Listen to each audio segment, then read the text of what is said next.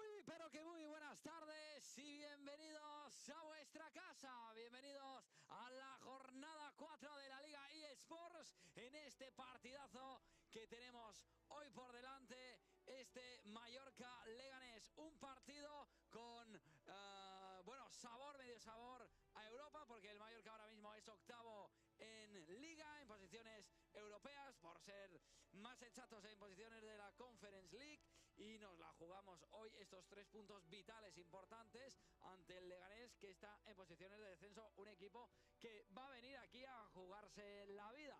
El Leganés, que es el 19 en Liga con 28 puntos, ya sabemos que en el partido de la primera vuelta, que fue en la jornada 4, el Mallorca ganó por la mínima, por 0-1, con el gol de Dani Rodríguez en el minuto 43, y hoy nos la jugamos ante el equipo, el tercer equipo más goleado de la Liga, junto con el Girona. El Leganés acumula 48 dianas en contra, por lo tanto un equipo que viene con mal sabor de boca, por decirlo de alguna manera. Los últimos 5 partidos acumula 4 derrotas y un empate. En cambio el Mallorca viene de ganar en un campo complicado, difícil, como es San Sebastián. Sandro, muy buenas tardes, bienvenido, ¿cómo estás? ¿Qué tal? ¿Cómo estamos? Pues aquí.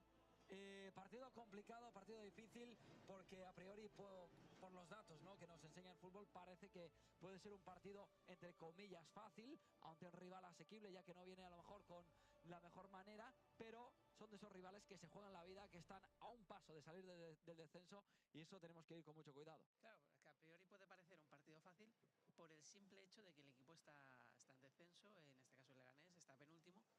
Pero claro, nada más lejos de la realidad. Perdona, Alejandro, acércate el micro. Ahí está. No solo es porque viene de competir cada partido, es más, ha perdido por un gol los últimos 4 partidos que ha perdido, ha sido por un gol. Entre ellos contra el Barça con un gol en propia, contra el Madrid por un gol en el Bernabéu. Entonces, y lo sabemos bien aquí en el club, luchar por no descender es mucha presión, pero a la vez también te hace sacar lo mejor que tienes. Y en este caso probablemente el Leganés vendrá a quemar sus últimas balas para intentar salir y no se lo pondrá nada fácil. Pues habrá que estar atentos, ya sabéis, partido trampa hoy, de estos partidos que hay que ir con cuidado, y un hombre que tiene todos los datos, un hombre que sabe perfectamente lo que es este partido. Creo que tenemos ya a Damián en el terreno de juego, no sé si está preparado ya. Damián, buenas tardes. Sí, ¿qué tal, Llorens? Muy buenas, Sandro. Estamos aquí preparados, más que listos. Este pie de campo del Estadio Mallorca somos para esta jornada 32 de Liga, en el que el Mallorca pues buscará prolongar esa buena imagen que dejó hace justo una semana en Donosti, con ese triunfo 0-2 frente a la Real Sociedad, y sumar aquí más puntos, porque de momento el Mallorca ha sumado 23 de sus 43 puntos aquí en su feudo. Son 6 victorias, 5 empates y 5 derrotas, y por lo tanto querrá seguir haciéndose fuerte en este Estadio Mallorca Somos, que poco a poco se va llenando. Ya están los guardametas del Real Club Deportivo Mallorca calentando sobre este tapete verde. Todavía no lo han hecho los del Leganés, así que bueno, sin más dilación vamos a conocer ya el 11 con el que sale el Real Club Deportivo Mallorca, que presenta una especial novedad en forma de dibujo, porque viene siendo habitual que el Mallorca, sobre todo fuera de casa, juegue con esa línea de 3 centrales y 2 carrileros. Pues bien, hoy Yago Barrasate apuesta por ese mismo dibujo en un partido de casa, lo cual es lo que llama la atención. Posteriormente hablaremos con el técnico de Berriatúa y le preguntaremos el porqué de esta decisión, pero con todo, el Mallorca que sale con Dominic Gref en portería, línea de 3 centrales para Copete, Vallen y Antonio Raillo, carriles para Pablo Maffeo y Johan Mojica, línea de medio campo para Samu Costa, Seri Darder y Dani Rodríguez. Arriba, doble punta, ojo, también esta es una de las novedades, Caelarín junto con Adon Prats. En este caso, quien se cae respecto al partido frente a la Real Sociedad es otro mallorquín, Antonio Sánchez. Por lo tanto, se va un mediocampista y entra un delantero puro, como es el Dimoni Darta. El Mallorca presenta las mismas 4 ausencias que ya conocíamos desde hace una semana, las de Beda Murici, Manu Morlanes, Robert Navarro y Takuma Asano. Así que este es el 11 con el que sale el Real Club Deportivo Mallorca, como decimos, con la novedad de esa línea de 3 centrales con 2 carrileros, 3 jugadores en la zona ancha y arriba 2 delanteros puros. Gracias, Damián. Pues ya tenemos el 11 titular con el que hoy va a salir Yago Arrasate desmenuzado. Ya lo tenemos sobre la pizarra con esas bajas. Robert Navarro, Takuma Sano, Vedat Muriqi, Morlanes son baja. Esperemos tenerlos lo antes posible. Y era un poco el rompecabezas, el dilema que tenía el técnico, el mister Sandro. ¿Con qué 11 saldría? Porque el último partido fuera de casa con 5 atrás nos fue perfectamente. En San Sebastián sacamos 3 puntos increíbles. Y hoy ha querido volver a apostar con esta línea de 5 que antes de entrar en directo hablábamos tú y yo te decía que a mí me gustaba más la de 4, tú decías que así a ti también te gustaba esta de 5. ¿Qué encuentras? Sí, pero me gusta esta de 5, porque le das cierta continuidad a algo que te ha funcionado y sobre todo por el perfil, porque es un perfil que al final, si miras jugador por jugador, nombre por nombre, saca todo lo que tiene, porque arriba incluso juntas a 2 delanteros, juntas a Darder y a Dani Rodríguez por detrás. Entonces, no es una línea de 5 que digas es para defender, porque al final dejas 3 centrales que vas a tirar los carriles muy altos, teniendo 2 interiores que se pueden meter por dentro y 2 puntas. Entonces es una línea de 5, sí, pero que en ataque será bastante ofensiva, y más conociendo a Yagoba. En el último partido, Yagoba sacó a Antonio Sánchez, como bien ha dicho Damián, en el 11 titular. Hoy Antonio Sánchez no estará en el 11 titular. El que sí va a estar es Abdón, que el otro día pues estuvo en el banquillo. Hoy Abdón sale de titular, parte junto a Kyle Larin, que hizo un grandísimo partido y además fuimos muy efectivos. Lo dijo Yago Arrasate, que la primera que tuvimos marcó Larin. ¿Qué te parece esta dupla arriba? Sí, no, al final hablamos, ¿no?, del tema de la efectividad. Comentábamos aquí mismo incluso que el partido de Valencia, el partido de Celta, si hubieses metido la primera que tuviste la segunda parte, hubieses podido ganar. En este caso se metió y terminaste ganando el partido, porque al final el Mallorca es difícil meterle mano, sobre todo si se pone por delante del marcador. Entonces, ¿qué te permite eso? Pues en este caso, al tener otro delantero más, es verdad que pierdes uno de medio campo, pero metes 2 jugadores de pie, a Samu le das que haga el trabajo, la línea de 5 te protege un poco y lo que metes es tener más pólvora arriba para incomodar en este caso al Leganés e intentar meterle mano, intentar meter las ocasiones que puedan tener. Pues a nosotros nos gusta este 11 titular, un 11 con el que sale el técnico en esta jornada 32 de la Liga eSports. Vamos a escuchar a Yago Arrasate, que hace un ratito lo hemos tenido en los micrófonos de nuestro compañero Damián. Vamos a escuchar el técnico. Yago Arrasate, ¿qué tal, Yago? Muy buenas. Buenas. Has hecho mucho hincapié en la previa que entre el partido del Celta y el de la Real ha sido una semana de mucho aprendizaje. ¿A qué te refieres y cómo afronta el equipo el partido de hoy? Bueno, que hay que mantener un equilibrio, ¿no? Parecía todo perdido y después, una semana más tarde, parece que todo está ganado. No es ni una cosa ni la otra. Aquí hay que seguir insistiendo, hay que seguir sumando y bueno, hoy tenemos una oportunidad con nuestra gente y por eso entendemos que es un partido importante y que tenemos que aprender de lo que hemos vivido esa semana. Nuestra gente, porque me había ganas de volver a jugar en casa tras la gran imagen en Donosti, quizá ese partido contra el Celta. Sí, la última referencia aquí buena contra el Celta y queremos brindarle a la afición pues un mejor partido, un mejor resumen. Solo son 3 partidos en casa y son partidos muy especiales y bueno, necesitamos de la gente. En cuanto al 11, llama la atención esa presencia de los 3 centrales, sobre todo por el hecho de jugar en casa, que dar continuidad, ¿no?, a lo que funcionó contra la Real. Sí, creo que hicimos un buen... es verdad que la incorporación de Abdón también bueno, nos da algo más de presencia en campo rival, en área rival y bueno, ojalá repitamos un poco la imagen en la nota. ¿Qué partido espera, Yago? Bueno, un partido ojalá, un rival que no mucho, que creo que está haciendo las cosas bien, pero no le están saliendo las cosas bien. Bueno, sabemos todo, vamos a respetar al Leganés, tenemos que defender bien. El otro día mantuvimos la portería a 0 por primera vez, clave también para conseguir victorias. Ya, gracias y suerte. Vale, gracias. Las palabras de Yago Arrasate, el técnico, que ya analizaba que lo que buscaba era darle continuidad al buen partido que hizo el otro día el equipo. También lo comentó en la rueda de prensa previa a este partido, que era importante tener eficacia de cara a portería como se tuvo el otro día, que prácticamente la primera que tuvimos Kyle la envió hacia adentro, pero sobre todo demostrar la solidez defensiva y el compromiso que mostró el otro día el equipo en San Sebastián, que después de mucho tiempo volvimos a dejar una portería 0, que es muy importante hoy también ante el Leganés, ¿eh? Sí, importante sobre todo porque cada vez que si mantiene la portería 0, como mínimo ya tienes un punto. Entonces ya te aseguras algo. Y el Mallorca es un equipo que al final está terminando metiendo algún gol cada partido. Entonces, si consigues mantener esa portería 0, tienes esa posibilidad de ganar los 3 puntos. Incluso además el día de hoy es importante porque el Leganés, si ha empezado perdiendo, no ha conseguido remontar ningún partido. Es decir, ha empezado perdiendo en 14, en 3 ha empatado, los otros 11 han perdido. Entonces eso es importante. Si el Mallorca es capaz de meter, si mantiene esa portería 0, pues ya te aseguras Importante mantener portería cero. Damián, vamos con el 11 del rival, el leganés Borja Jiménez. ¿Con qué 11 sale hoy aquí en Somos?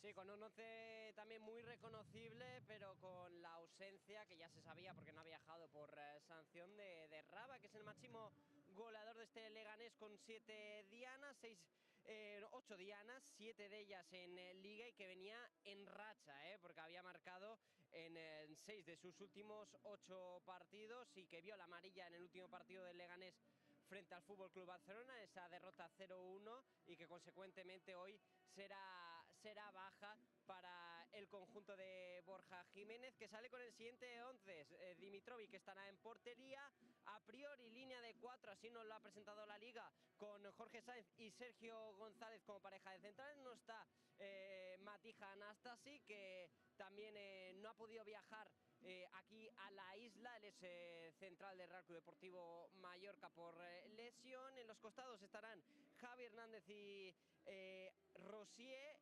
Medio campo para Niyou, Renato Tapia y Cissé. Arriba Altimira, veremos si se localiza en esa zona de extremo o bien presenta un dibujo cambiado con una línea de 3 centrales. En este caso pasaría Tapia en esa defensa con los carrileros para Javi Hernández y Rosier. Veremos al final cómo se configura este 11 del Leganés. Acompañando a Altimira estarán Diego García y Diomandé, que sustituye a Raba. Y por cierto, quien también estará en el banquillo es Juan Cruz, otro de los nombres destacados de este Club Deportivo Leganés, que ya dijo Borja Jiménez en la previa que está para jugar, pero todavía no de inicio. Veremos si el extremo del Leganés acaba siendo útil para el técnico del conjunto madrileño en esta segunda mitad. Un Borja Jiménez que en la previa le preguntaban, entre otros aspectos, sobre qué motivos cree que tiene el equipo para lograr la permanencia, porque recordemos, y ya lo has mencionado tú, Luis, tú, Llorens, viene en un momento bastante complicado, con 5 partidos consecutivos sin conocer la victoria. Solo ha sumado 3 puntos en sus últimos 10 partidos y además sus números fuera de casa están lejos de ser positivos, con solo 1 victoria, 7 empates y 7 derrotas. También hay que decir que ese triunfo fue nada más y nada menos que en Montjuic, el feudo del Fútbol Club Barcelona. Así que bueno, vamos a escuchar las palabras de Borja Jiménez en la previa sobre... Vale, me dicen que no tenemos a Borja Jiménez. De momento vamos a repasar este 11 del Leganés.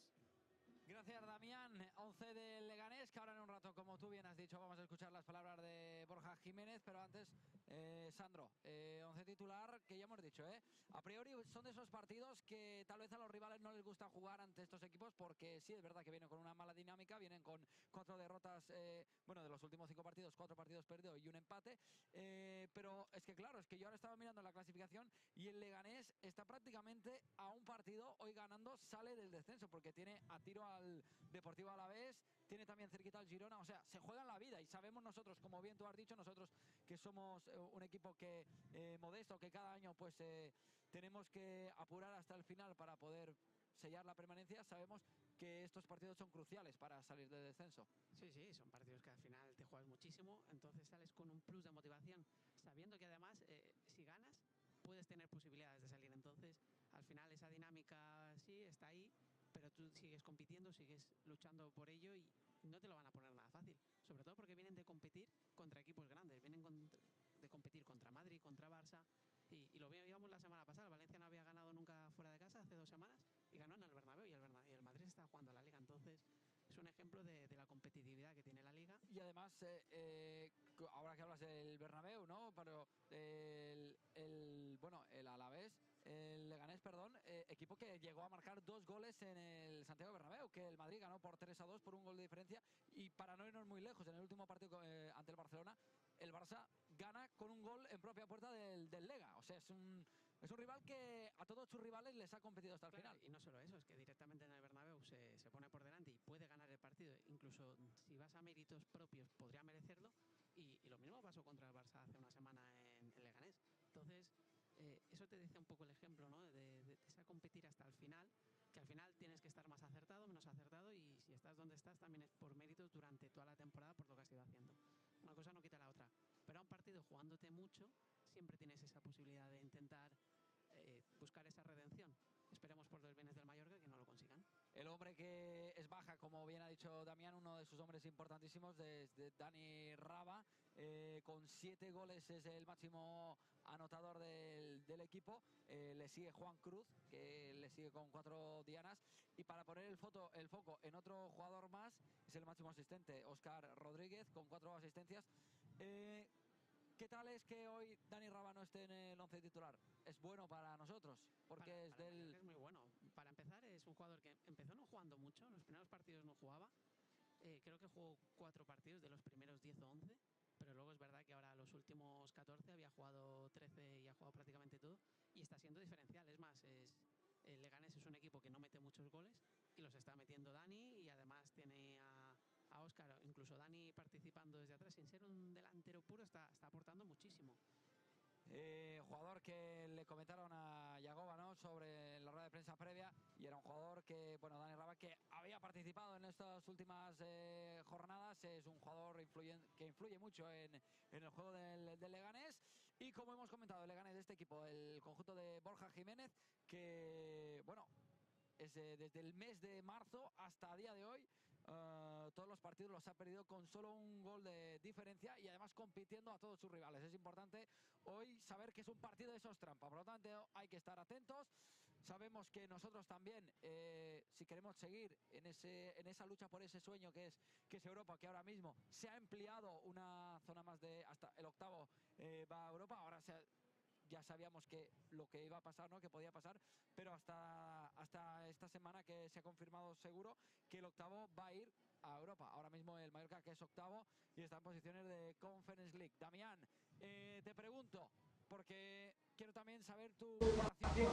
El 11 del Mallorca, ¿te gusta esta línea de 5 defensas atrás? ¿O prefieres zona de 4? Hoy ha decidido jugar con 5 atrás. ¿Qué te parece? Perfecto.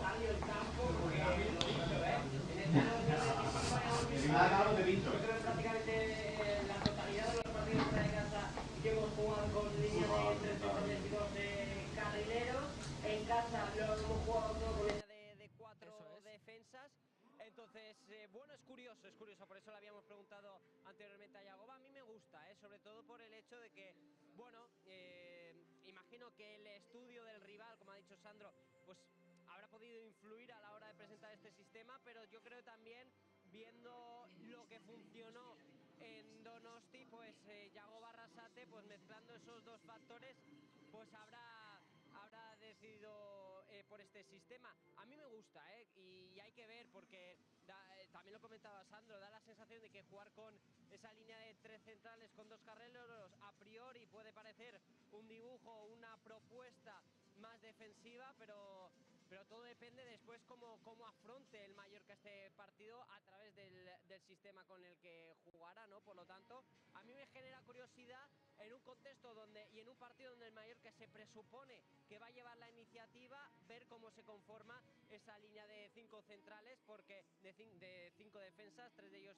centrales, porque es verdad que fuera de campo se ha llevado a cabo porque eran contextos donde era el rival, sobre todo, el que llevaba más la iniciativa y el que sometía más al Mallorca. Hoy a priori será un contexto distinto, así que me genera curiosidad y ver cómo se comportará el Mallorca con este sistema jugando en casa.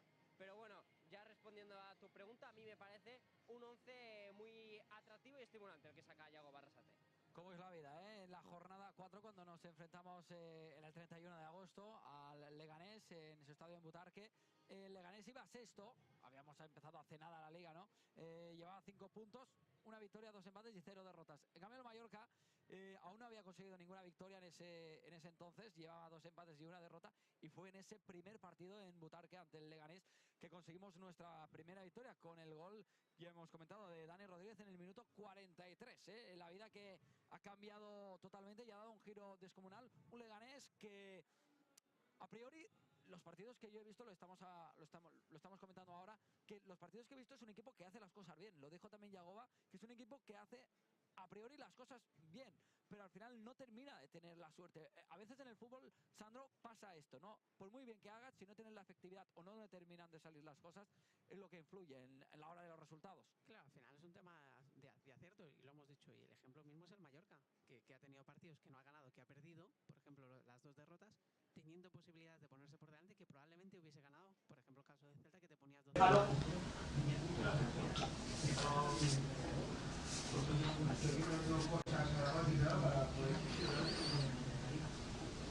Ahora bien, ahí ha pegado un poquito, pero yo creo que ahora se ha parado.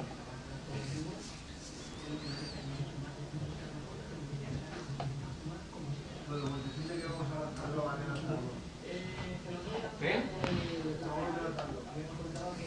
Ya tenemos reiniciado el ordenador de... ¿Pero vivimos aquí? ¿Qué has oído? ¿No tienes partido? Vale, que ya tenemos ordenador operativo de vídeo. Pero digo yo cuando pare de hablar.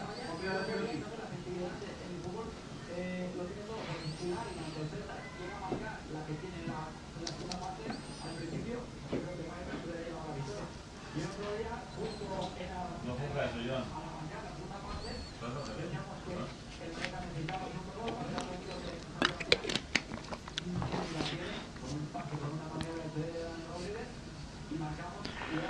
Welcome, ladies and gentlemen, to tonight's kickoff for today. I'm your host. My name is Daniel Armstrong, and today we have a very exciting fixture up against ahead of us. We have here Real Mallorca here at the Estadio Somos facing up against Leganés in the round 32 of the LaLiga division. Now, last time out for Real Mallorca, they did take a massive victory. They played away up against Real Sociedad at the Counterattack Stadium, where the visiting side actually managed to take home the 3 points, winning 0-2, with Guy Ladding scoring early on in that match to take the lead. And then shortly after, in the second half, Sergi Derder went on to score the second goal for the Real Mallorca side to win the match and take home the 3 points. So, a massive victory there for Real Mallorca at the Anoeta Stadium up against Real Sociedad again. As I said, a really, really big victory for a team that it's been Real Mallorca, they have been struggling quite a bit,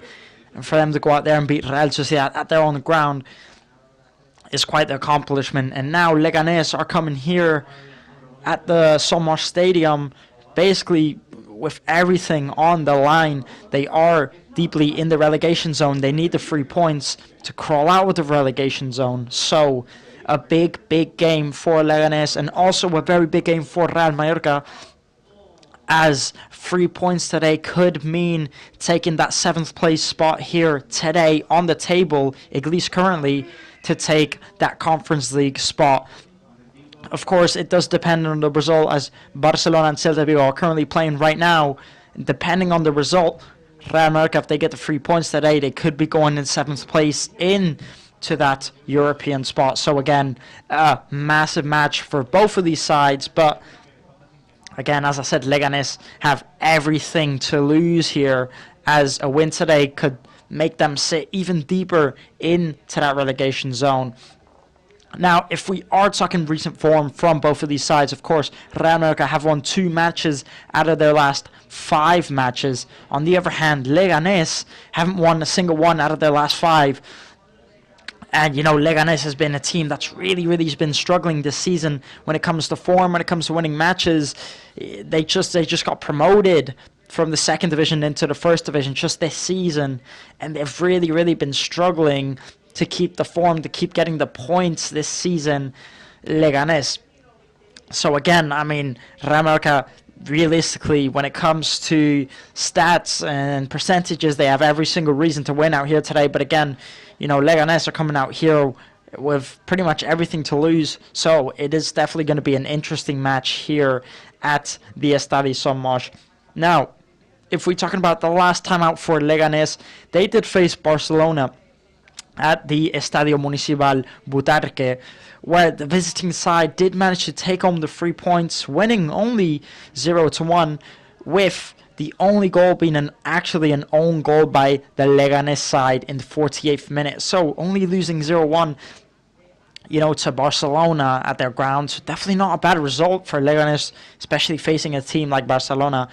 And Leganés, I think, when they play at home, they are quite a difficult side to beat when they're playing at their ground. But when they're playing away, they seem to struggle quite a bit with those away matches. Of course, Leganés did only have 33% possession that match, only one shot on target. Barcelona, on the other hand, were sitting with 67% possession, 12 shots, 3 on target only for Barcelona.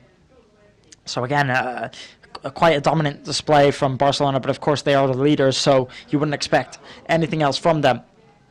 Now, we're going to look at what today would mean, as I was mentioning a bit of it earlier. So Real Mallorca are currently sitting 8th place right now on the table with 43 points, meaning a definite possibility of European football, meaning they are one step closer. And what would a win today mean? Well, a win today, the current would take them to 7th place, overtaking Celta Vigo by a 2-point gap. That is, of course, if Barcelona and Celta Vigo end 3-3, as they are playing against each other at the minute. And if it does end a draw, then Real Mallorca will overtake Celta Vigo into the 7th place with a 2-point gap. But of course, if Celta Vigo lose, it will be a 3-point gap.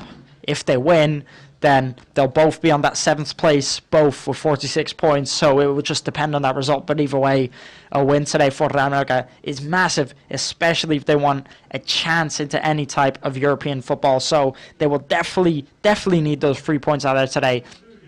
And not only that, they really need it, as they have been struggling recently getting wins, getting points. They have been struggling. They've only won 2 out of their last 5.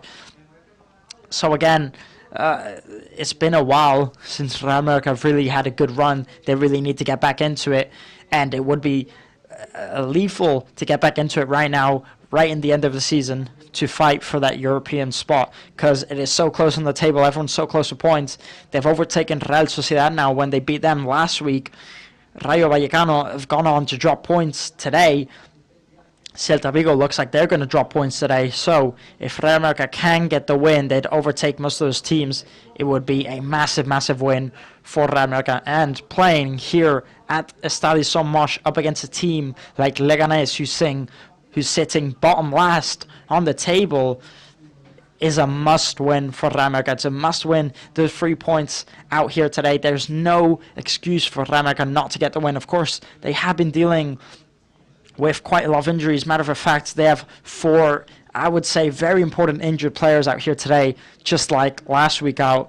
Of course, they are missing Robert Navarro, Manu Morales, Vedan Muriqui, and Takuma Sano, all out injured still for maybe till about the end of the month. So they are still missing those players who are important players for Real Mallorca. But of course, they did manage to beat Real Sociedad without those players last week. And matter of fact, speaking about that, they are going out with very, very similar formation than last week. Matter of fact, they're doing everything the same. The only difference is Antonio Sanchez is not there. Dani Rodriguez is taking his place in the midfield, and Abdon Prats is playing up front instead, with by the side of Guy Larin, who did score last week out. Guy Larin up against Real Sociedad. Hopefully a big boost of confidence for Guy Larin to maybe start getting more goals, as he has been struggling quite a bit when it comes to, scoring his occasions, because he had quite a few and he has been struggling quite a bit. But again, a really good goal from Guy Larin, a really important one, and hopefully that helps him grow his confidence. Now, if you do look at the screen here, if you do have it open, you can take a look at the highlights from that Leganés match up against Barcelona. As I did mention, at the Estadio Municipal Butarque.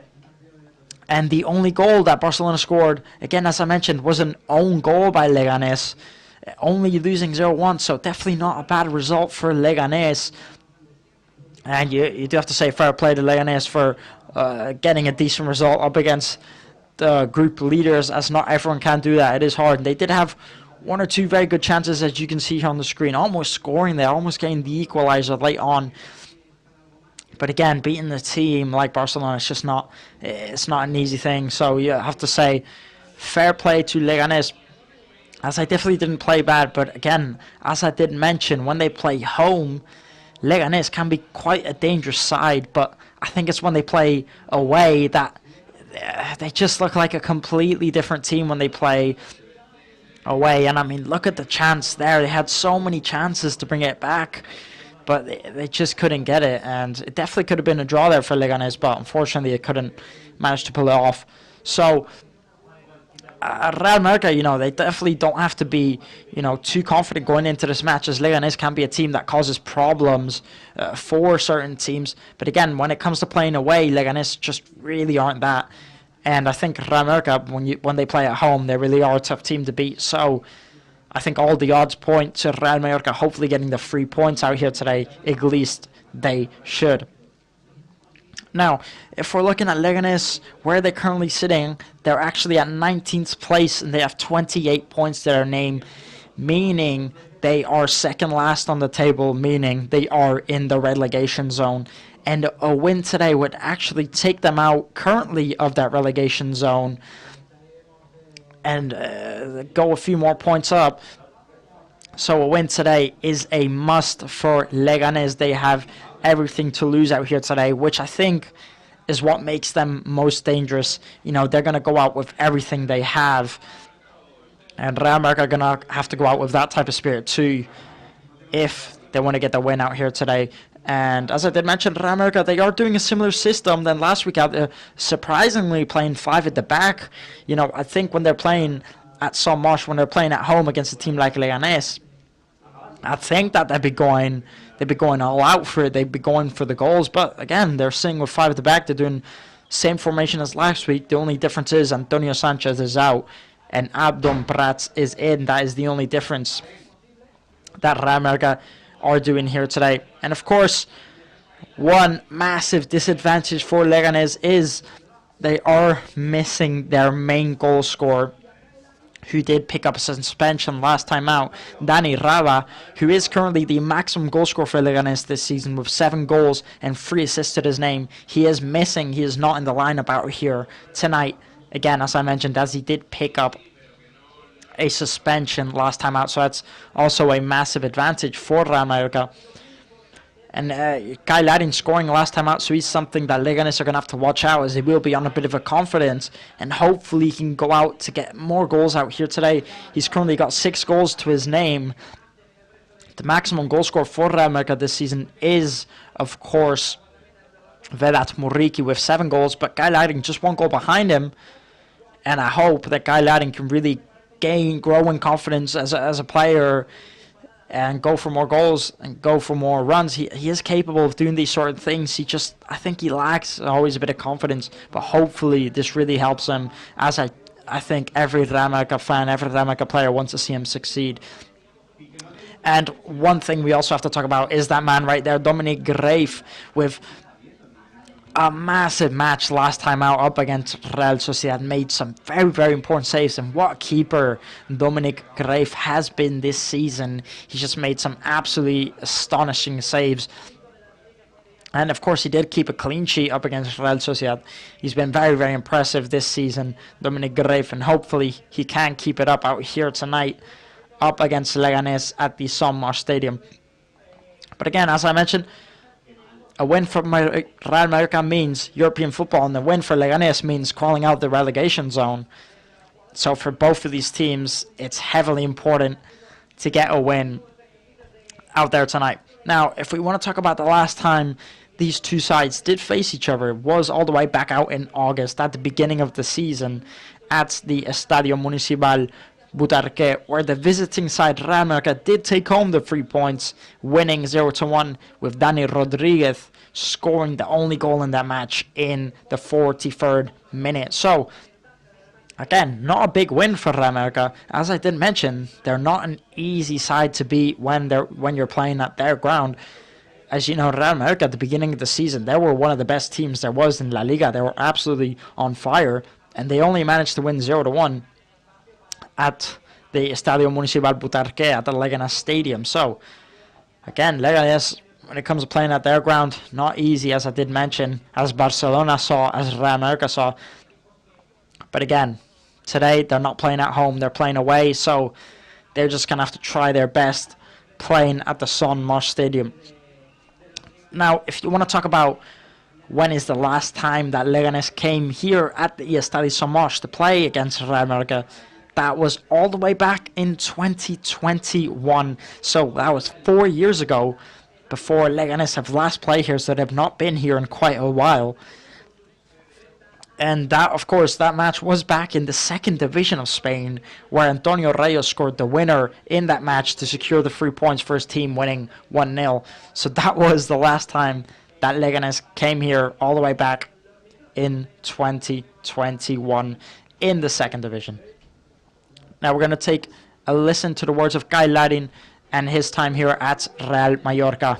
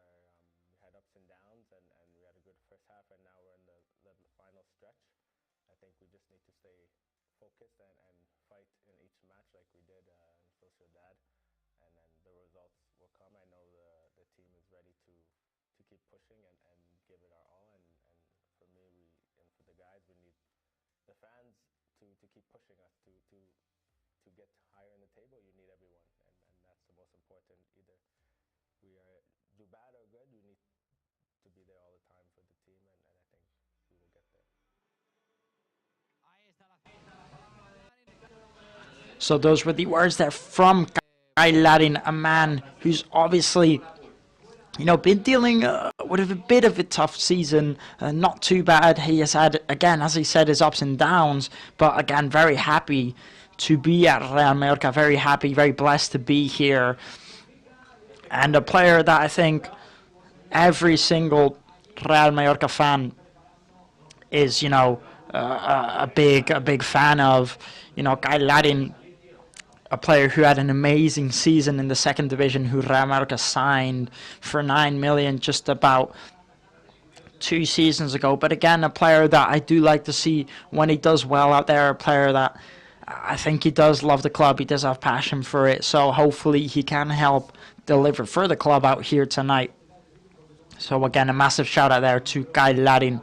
Just wanted to let him know that he does have another fan out there, and I am one of them.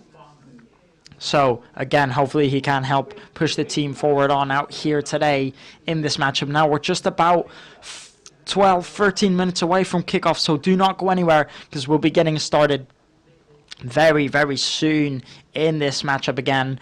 Now, one thing I do want to talk about is, of course, when we're talking about Leganés, they're a relatively new team when it comes to the first division. I mean, they got promoted back in 2017 when they did win the second division of Spain, where they did spend 4 divisions in the first division of Spain before getting relegated again, and they only came back up now into the first division this season. As a matter of fact, they've only spent 5 seasons in their history ever in the first division of football, and this is one of them. So again, they're not a big team. They're not very familiar with playing big stadiums like this. So it's definitely not going to be easy for Leganés to stay up this season, as it's looking like it's going to be very tight. They might go down, they might not, I couldn't tell you. But again, Leganés will be giving their all out here to get those 3 points in this stadium out here today. Now, if you do want to look face-to-face for both of these sides, the face-to-face in the last 5 matchups, Real Mallorca have won 3 of them. Leganés did win 1, and 1 of them was a draw. So again, another big side, another big advantage there for Real Mallorca, as they do have, again, another stat, another advantage on their side, pointing maybe the fingers that maybe they should get the 3 points out here tonight. And I think any Real Mallorca or even any neutral should expect Real Mallorca to get the win. I think the odds will definitely be in their favor in every single way. Despite them playing 5 at the back, they're obviously being cautious. They obviously know what they're facing. When you're facing a team at the bottom that has everything to lose, it's not going to be hard. It's not going to be an easy match. Just look at Barcelona. They did give them a very good match. So, playing 5 at the back, they are being cautious. They are using the same system as they did use up against Real Sociedad. So, Real Mallorca, I hope they are in the right mentality. I hope they do know what they're doing. And it does look like they are focused. I think they have been fighting so much. They have been very focused within the last few weeks. So, hopefully, they can pull off the 3 points out here today. And in 10 minutes, we will be going underway. We will be kicking off. We're just 10 minutes away, so do not go anywhere because we are so close to getting started in this massive matchup. And one thing I also want to talk about is who has been nominated for Player of the Month out here is Sergi Darder. He is in the starting lineup here today, and what a player he has been for Real Mallorca recently this season. I just think he's been absolutely spectacular for Real Mallorca. He actually has created the most big chances for Real Mallorca, 8 in total.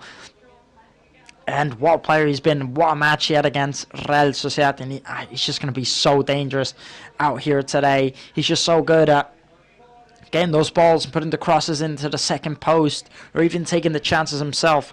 He's just a very, very creative player in that midfield.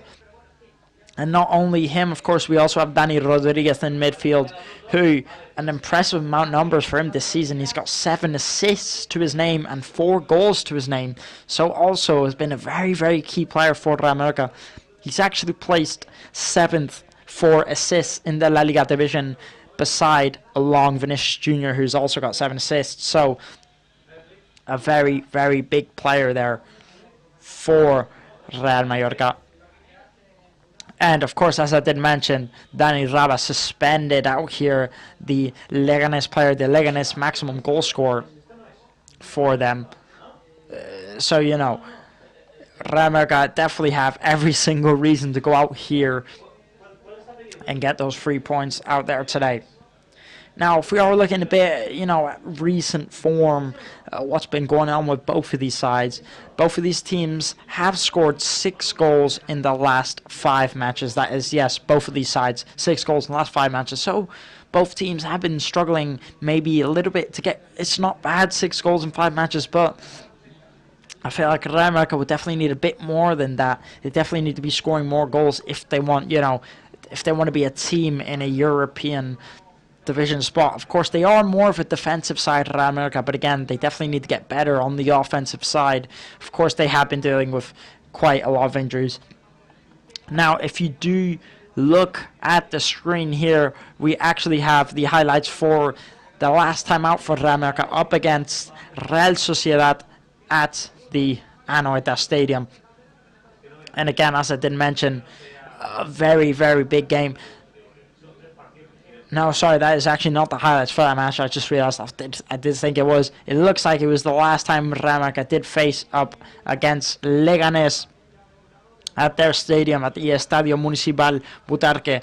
As I did mention, they did win that game 0-1 the last time they did face this Leganés side. And it was actually Dani Rodriguez who did score the only goal in the match in the 43rd minute to take the 3 points for his side. But again, only winning 0-1. This was back in August when Real Mallorca, I would say, were probably at their best at the beginning of the season. And only winning 0-1. So again, Real Mallorca don't have to be too confident going out here today, despite these stats and despite Leganés being where they're at, because Leganés can be a dangerous side whenever they want to. And of course, if we are talking recent matchups, Mallorca have won the previous 3 matches up against Leganés, so you'd think today would be another win, especially the way Leganés have been performing recently, and hopefully it is. But again, anything could happen out here tonight, as both of these sides really, really need those 3 points. Now, as I was just saying, Real Mallorca are more of a defensive side, and Leganés, I'd say, are also more of a defensive side. And I'd definitely say Real Mallorca offensively have been proving a lot this season. So I do think Real Mallorca could go out here and score 2 or 3 goals out here today. Matter of fact, Leganés actually haven't kept a clean sheet in the last 5 matches. So have been conceding quite the amount of goals there, Leganés. And hopefully Real Mallorca can make the most out of here today at the Son Moix Stadium. Taking a look at the replay there, that was the goal from Dani Rodriguez.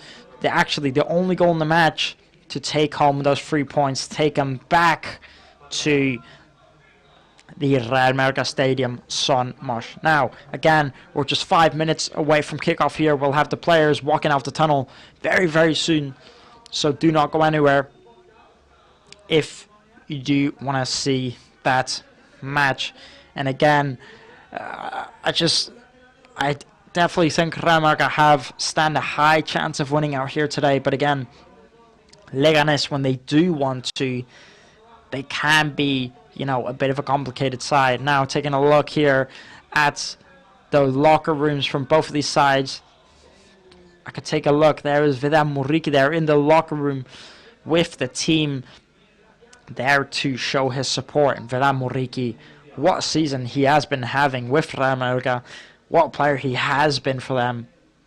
He's been so impressive. He's been one of my favorite players for Real Mallorca this season, as he's really stepped it up as a striker.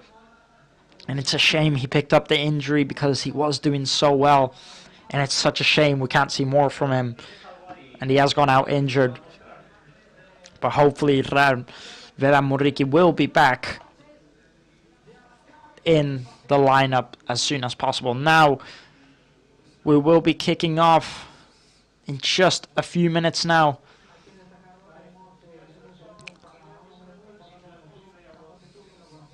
And we will be having, of course, a minute of silence, as Real Mallorca did lose a very, very important member.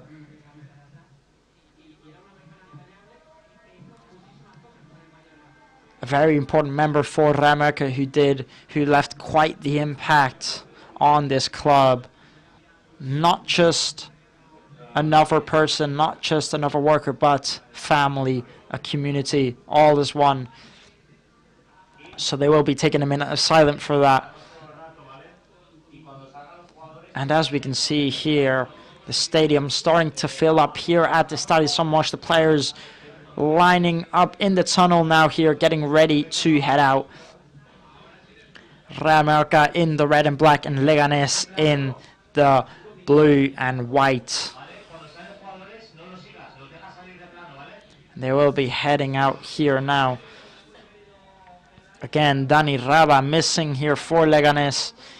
Their maximum goal scorer this season. He's got 7 goals to his name, and he is gone, which of course is a big, big advantage for Real Mallorca. He picked up a suspension last time out. And of course, one thing you do also have to mention is that Real Mallorca's their next matchup is against Barcelona at the Estadio Olímpico, so at Barcelona's stadium. Most likely they do not get the 3 points, so I think a win here today is definitely massive, because if they lose out here today, they know that most likely they'll be losing against Barcelona too. That'll be 6 huge points they'll miss out on. So again, as I mentioned, a win here is massive for Real Mallorca. And now we have the Leganés players and the Real Mallorca players walking out of the tunnel, heading out, getting ready for kickoff.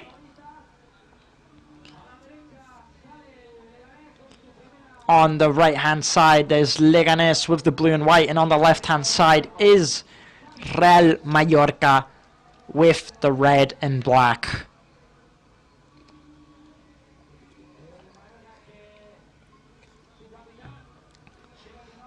The Son Moix Stadium here starting to fill up with these fans, and hopefully these fans can show enough support to push on their team forward.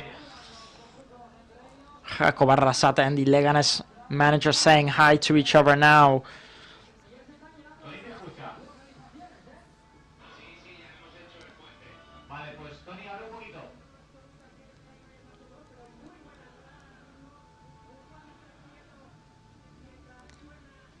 And hopefully these fans do show the ambience, do show the love to their team, just like they did up against Real Sociedad, to push their team on to get those 3 points. Of course, it isn't the biggest game of all time, but hopefully all the fans that can show up to push this side on. Because again, as I did mention, for Real Mallorca, it's a massive match. And of course it also is for Leganés. It is for both of these sides.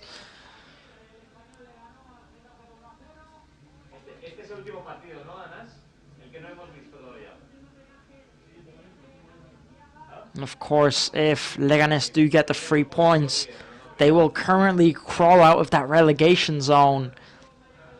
And on the other hand, if Real Mallorca get the 3 points, then they'll go up to that 7th place and take a 2-point gap on Celta Vigo. So again, a win for both of these sides is so important out here today.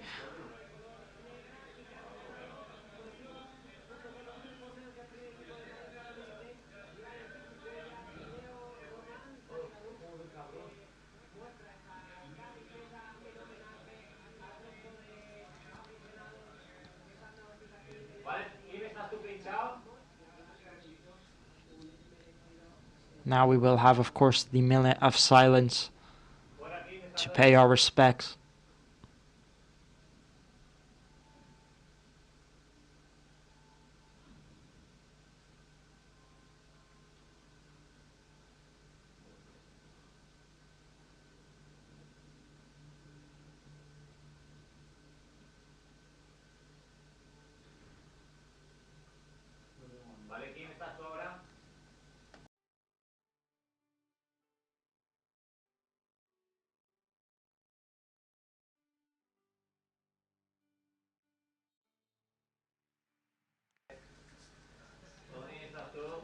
That is the minute of silence there.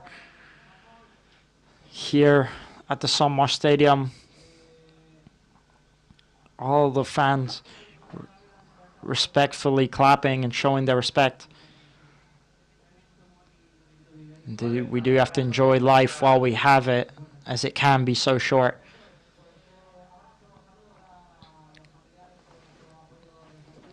And we would like to give all our support to their family, all our love to their families. They are going through tough times here. Now Sergi Derder putting the ball in the midfield circle, and they are going to get under the way. The referee blows his whistle, and we do get under the way now.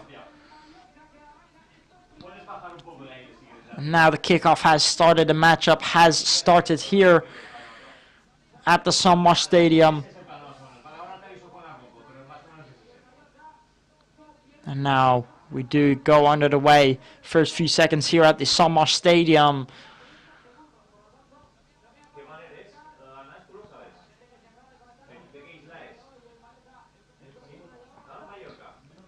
And a very big important match for both of these sides here tonight.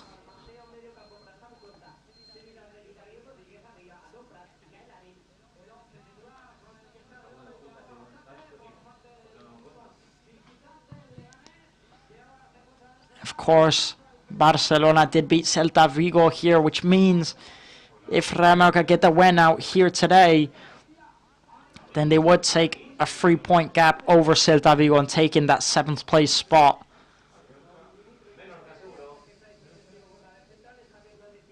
So again, it is a very important match here for both of these sides. Of course, Leganés do need to crawl out of the relegation zone.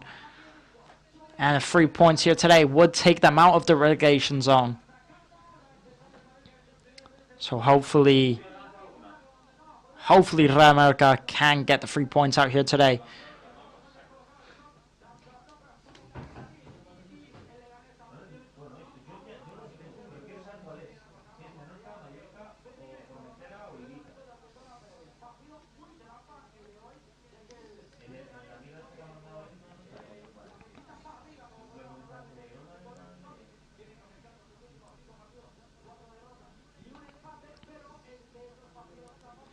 Of course, Leganés losing their last 5 matches.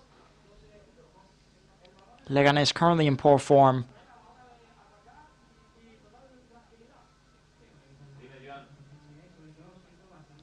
So, of course, Real Mallorca should be quite confident in this matchup here.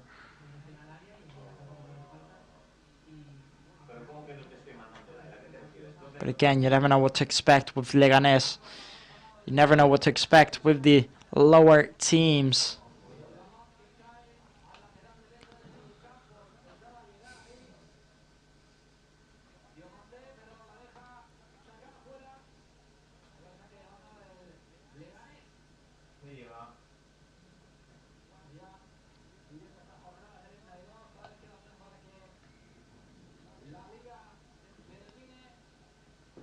Round 32 of La Liga, not long to go before the end of the season, just a few more matches to go.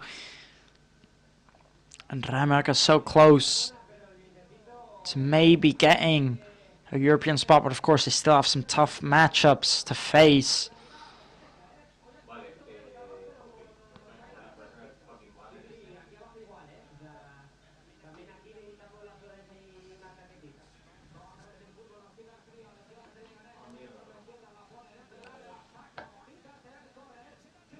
Now Leganés getting the first corner of the match here.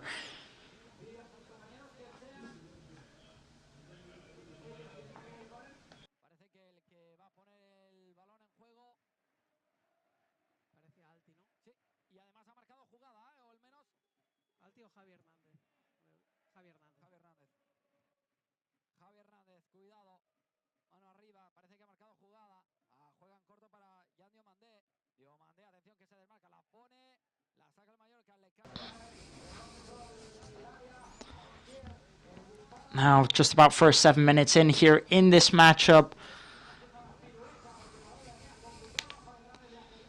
And Leganés starting off not bad with their first offensive play.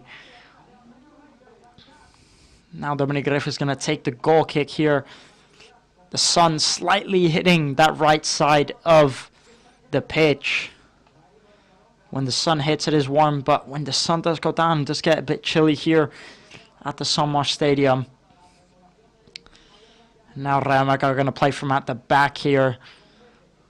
Copete taking it forward, trying to play in it into Abdon Prats. Real Mallorca losing the ball, but rapidly getting it back here. Trying to play it down that right-hand side with Guy Ladin. Guy Ladin trying to put in the cross here. It does go right into the hands of Dimitrovic. Now Dimitrovic taking the goal kick quickly here.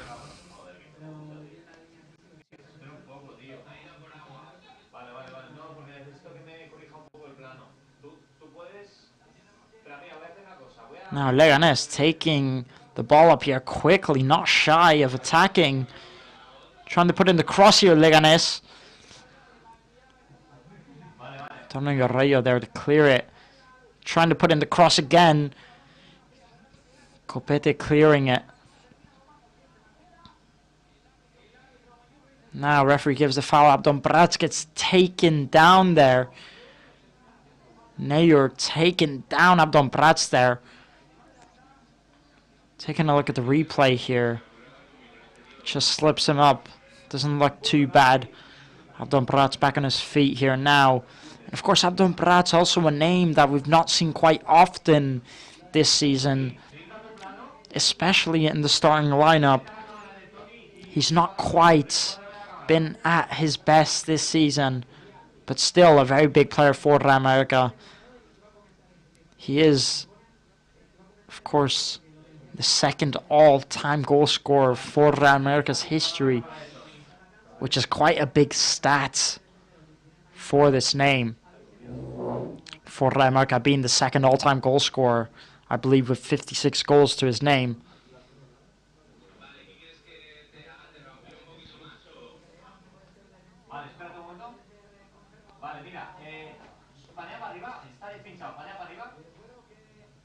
Now Jimenez trying to take it forward here. Leganés get the throw in.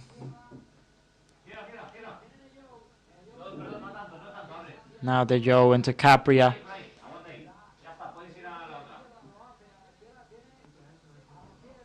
Now Arrosier is going to play it back to Sáenz. Now Leganés taking it down that left-hand side. Leganés just doing very well to hold on to the ball here down this left-hand side, trying to put in the cross. It is cleared here.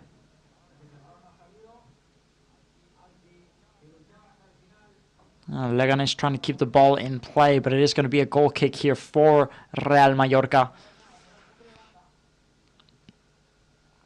Referee has awarded a throw-in, not a goal kick in the end. Now, Real Mallorca to take the throw-in here. First 10 minutes in. Now Sergi Derder here. Playing it back into Valdent. Rayo back to Grave. Now Real Mallorca are going to switch the ball all the way out to that left-hand side. Playing it through the middle into Ladin. Ladin can't quite seem to bring it down. And now Leganés are going to pick up the ball. He's going to play it back. Trying to play it through into Diomande. But again, it's just a poor pass. And now Real Mallorca pick up the ball. Playing it through the middle. Sergio Derder going to play it out to that right-hand side. Now here's Pablo Maffeo on that right-hand side. Maffeo back to Samu Costa. Now Samu Costa back to Maffeo. Now Maffeo's going to play it back into Samuel Costa. Samuel Costa playing it through. Lovely little ball there into Copete. Now Real Mallorca doing very well to hold on to the ball here in that Leganés half. Trying to play the through ball in here, there. He was just looking for Martin Valgen there. The Real Mallorca centre back went all the way to play offensive. Sergi Darder just looking for free ball there. We know he's really good at those type of passes. But it just went into the hands of Dimitrovic. And there's a decent little chance there for Real Mallorca. And both teams just seem to be playing it patiently here, especially Real Mallorca. And now Real Mallorca are going to get the free kick here. Abdon Prats gets taken down. And he's not happy with the referee here. It's just Gonzalez. He just takes him down. Gonzalez taking him down with Nopa there. He just gets a bit hit by both of those players. Now Real Mallorca are going to take the free kick quickly. Now here's Samuel Costa trying to put in the cross. It's a poor cross. He does get the ball back here. Now Real Mallorca in Leganés is half of the pitch. It's Maffeo down that right hand side. Maffeo trying to take it down that right hand side. He ends up giving the throw in to Leganés. Now Leganés to take the throw in here.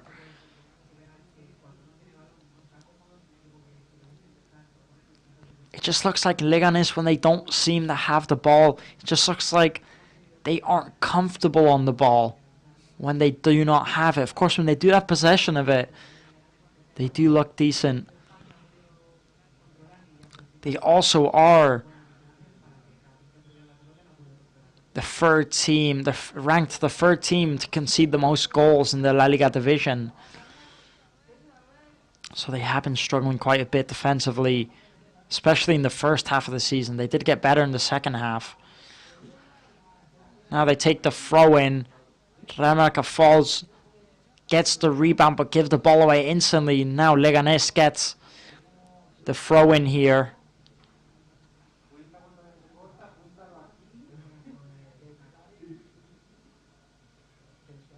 It's just Kyle Ladin looking for him, but he was offside here.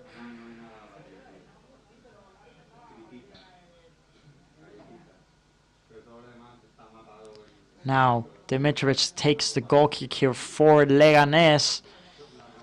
But again, they just give it away. Now what a lovely play here into Mojica. Mojica taking it forward into Danny Rodriguez, who's going to cut in. Try putting the ball here into... What a ball that was there. Looking there for Abdon Prats. Danny Rodriguez just with the little chip into Abdon Prats. And he just couldn't get on the edge of it. Maybe he should have went with his head. Instead, he ended up going with his feet. What a play that was there from Danny Rodriguez. In the pass, it was just a bit too much high into Abdon Prats. But again, a big chance there for Real Mallorca. Now Dimitrovic takes the goal kick here for Leganés. And again, Real Mallorca end up getting the ball back here. Ends up getting fouled here, Sergi Darder. It is going to be a free kick here for Real Mallorca in their own half of the pitch. They do take it quickly into Rayo. Now Rayo into Copete. Copete out wide to Mojica. Here's Mojica, plays it into Darder. He's going to play it back to Copete. Now Real Mallorca being very patient here. I just think maybe Real Mallorca's game plan is to mainly keep possession of the ball and maybe make Leganés nervous, because as I did mention, I just think they're not comfortable, Leganés, when they don't have the ball. Now Sergi Dardero does very well to get the corner here for Real Mallorca.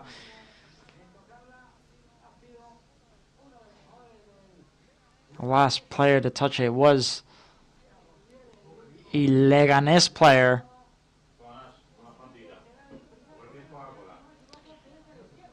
And it is going to be the first corner here for Real Mallorca. Now Real Mallorca take the corner quickly here. Darder tries putting in the cross into that second post. Guy Laddin brings it down here. Playing it in the edge of the box into Valgent, who claims he got fouled here. The referee doesn't give the foul. He ends up giving the foul to Leganés here. Taking a look at the replay here.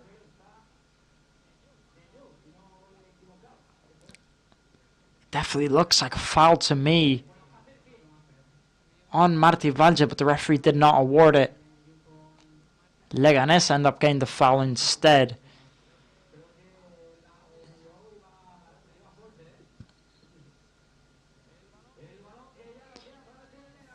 Now Leganés start the play here, finally gaining a bit of possession on the ball. Trying to play it through here. It's a decent ball here by Leganés into Garcia. Copete was there to defend it very well. It was a lovely ball by Leganés into Garcia there. But Copete was there to defend it well. But again, decent ball there by Leganés. First attack they've created with most danger in this match. First attack they really have created at all. Now Leganés do get the corner here.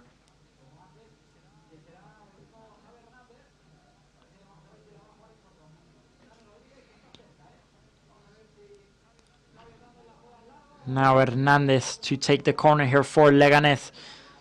Putting it into that first post. Referee stops the play here. Taking a look. Didn't quite see what happened there. Just looks like Gonzalez pushes Samu Costa over there.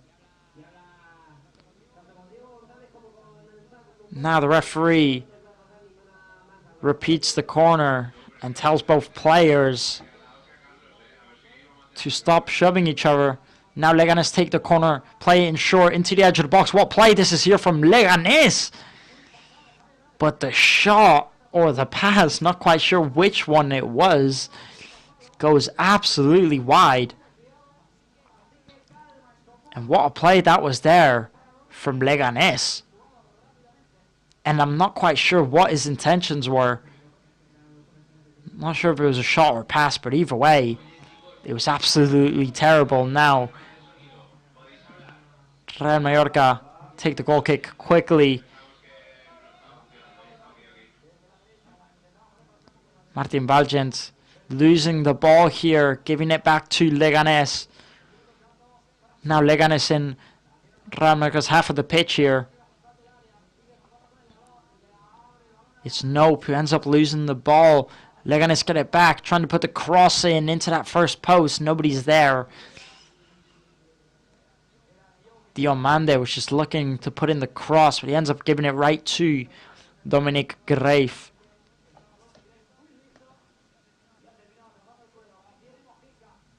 Now here's Mojica.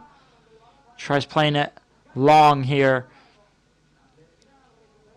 Guy Laddin just couldn't get on the edge of that ball here. Now Real Mallorca trying to bring it down. Leganés end up getting it. Here's Leganés. Stapia who plays it back into Sainz. Now Sainz plays it out to Javier Hernández.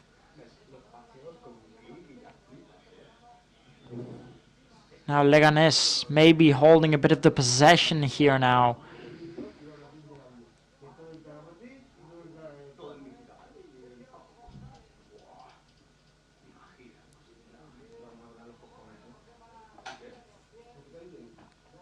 Leganés finally managing to keep a bit of the possession here in this match.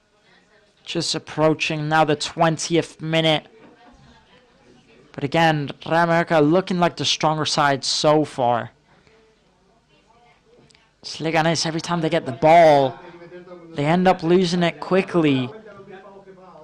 And when they don't have the ball, they just don't look comfortable on it.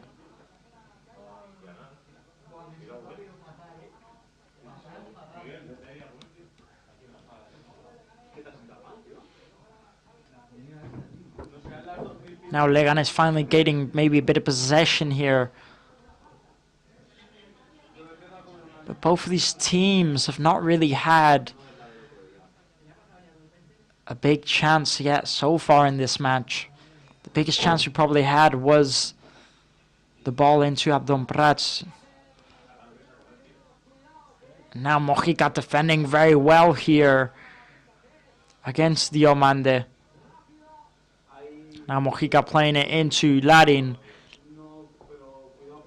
Larin just can't keep the ball in play, ends up giving a throw in to Leganés.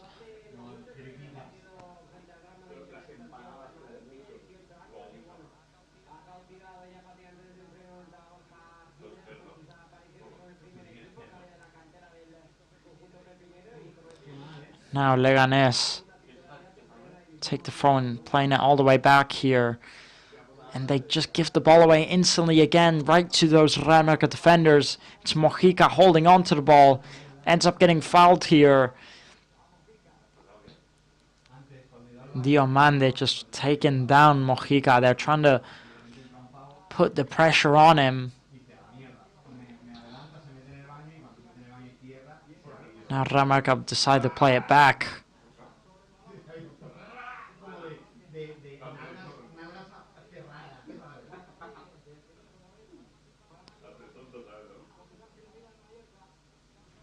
Now Real Mallorca looking maybe for a bit more offensive threat. It's Mojica here into Darder. Darder does very well to turn around there. Gets taken down but gets right back up. Tries playing the ball here. Referee ends up blowing his whistle and giving the free kick to Sergi Darder, as he did get taken down there.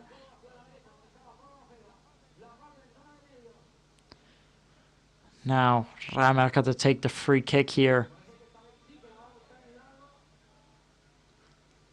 Sergi Darder taking the free kick. Looks like he is going to cross it into that Leganés box.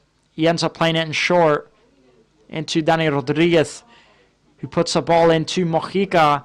Mojica putting in the cross, looking for someone, taking the shot on. And what a chance that was there for Abdon Prats.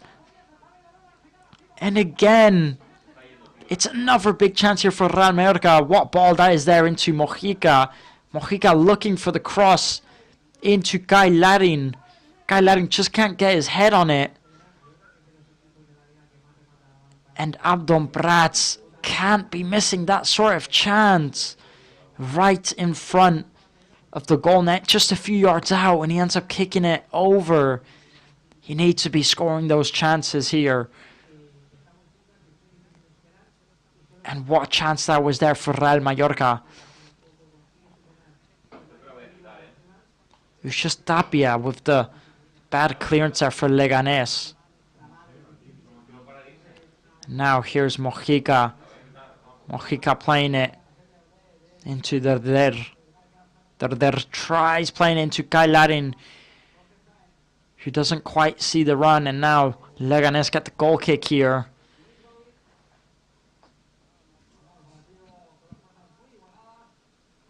And again, what a chance that was there for Real Mallorca to take the lead early on.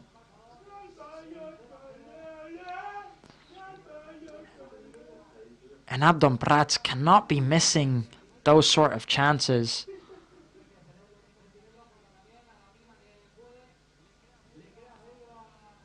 Now again, Leganés just really struggling to keep possession of the ball here. Leganés do end up getting the free kick here. It's just Pablo Maffeo ends up taking it down with Samu Costa, the number 2 here for Leganés. Altimira ends up getting taken down. Now Leganés to take the free kick here. It just looks like they're going to cross it in to that Real Mallorca box.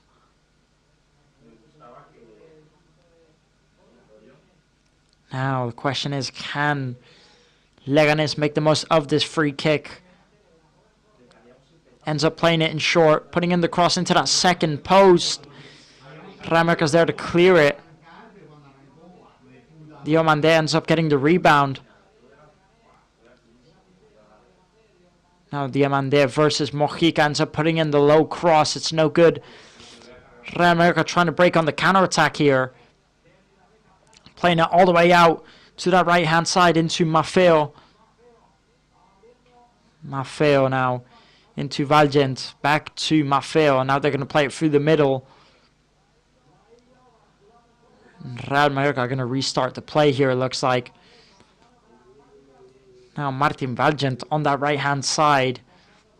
Playing quite offensive so far.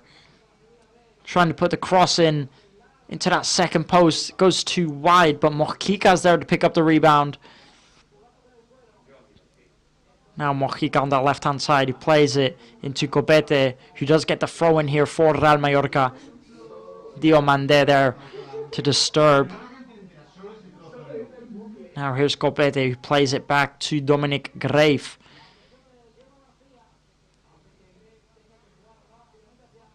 Now Real Mallorca playing in their own half of the pitch, but again keeping quite a high amount of the possession. Copete into Mojica, back to Copete, back to Dominic Grave. And Real Mallorca just looking for a way through, struggling a bit to get up offensively, trying to play it through into Ladin. Now Ladin holding that ball, trying to put the cross in, but unfortunately goes right into the hands of Dimitrovic. And now Leganés playing it quickly.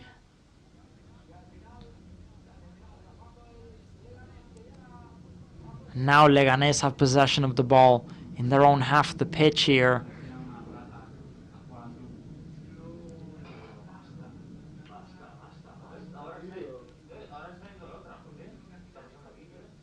Now, down that left-hand side here, Leganés. Trying to create some danger. And they're playing all the way back. Looks like they're going to switch it now. Trying to play it through the middle here at Leganés. It's a poor pass. And they end up giving it back to Real Mallorca here.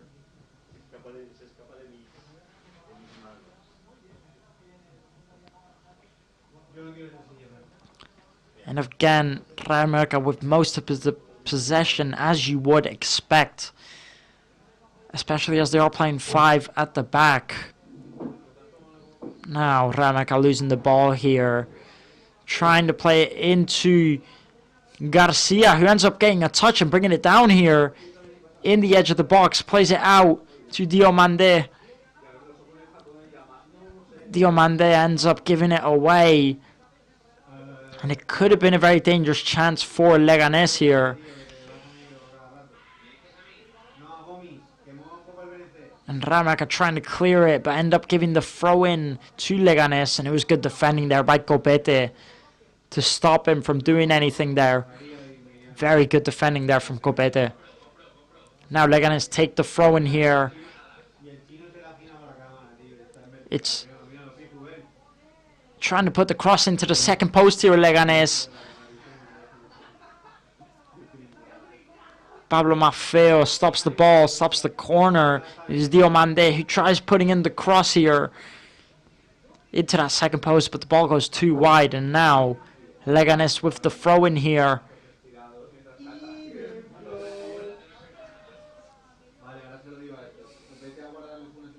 And now here's Leganés. There you go, playing it out to the right-hand side, trying to play it through into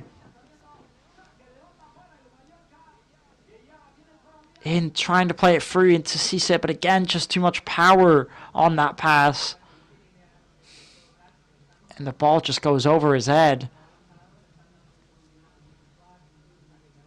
And now, Real Mallorca take the throw in here. Leganés. González clearing it.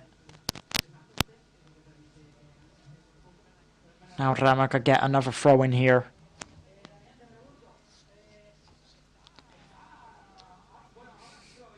Now Johan Mojica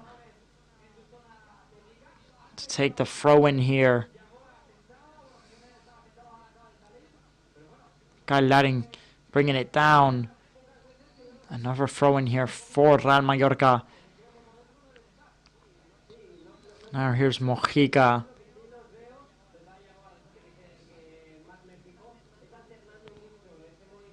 Mojica. Now here's Copete into Samu Costa. Samu Costa ends up playing it out wide into Rayo. He's going to take it forward here. Trying to play it through the middle. Playing it back out to Copete. And again, Real Mallorca are doing well to keep hold of possession, but they just need to create more offensive play. Sergio, they're trying to put the cross in. Leganés end up clearing it. Now, Diamande ends up getting taken down here by Copete.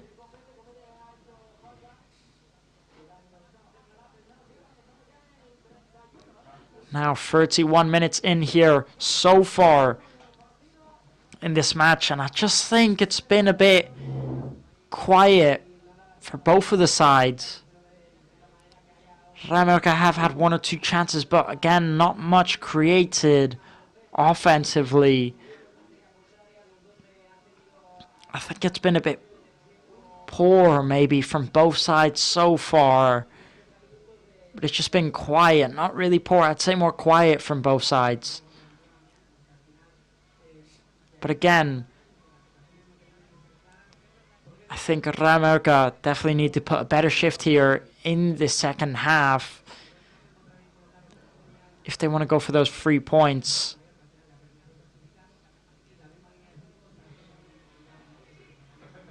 Of course, they are playing 5 at the back here. Real Mallorca maybe, if they want to go up more, they need to convert the formation, play 4 at the back, start putting more people up front.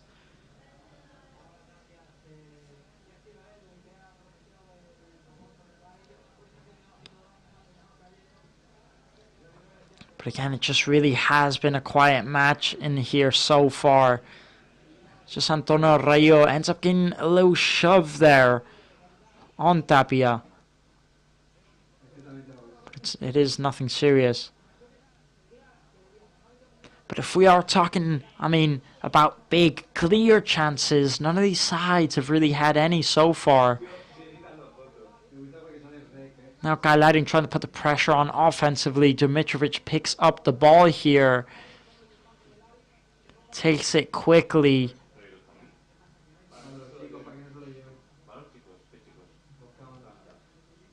And now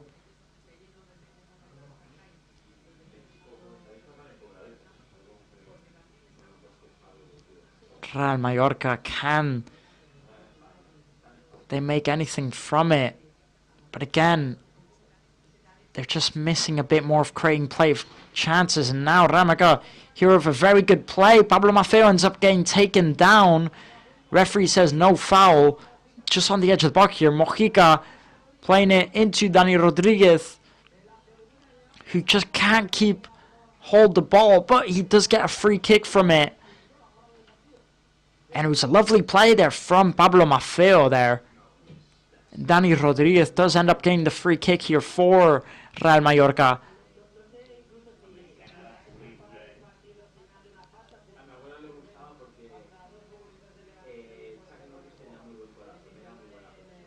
And I'm not quite sure if the referee actually did award the free kick, or if he stopped the play because there is an injured player on the ground quite hurt here. Not quite sure here. It's Sergio González here.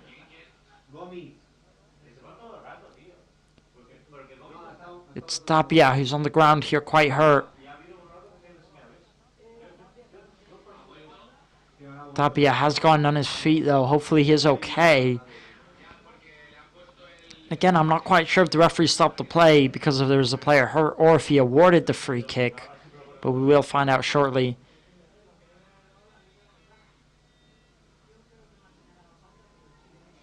Not quite sure. But we will find out soon. Tapia is on his feet. Again, hopefully he is okay.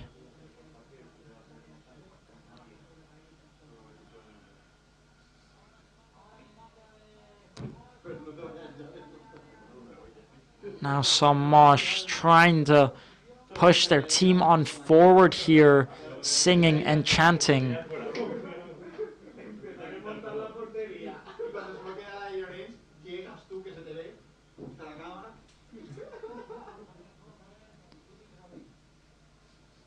Now Dimitrovic is going to take the goal kick, as the referee did award the free kick for Leganés, not for Real Mallorca. Now Dominic Greif with the ball.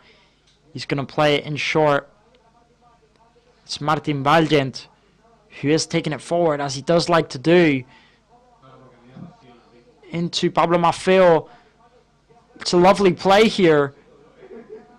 Real Mallorca playing the ball into Derder, who takes a poor shot here. And Derder not happy with the referee here, claiming he got fouled.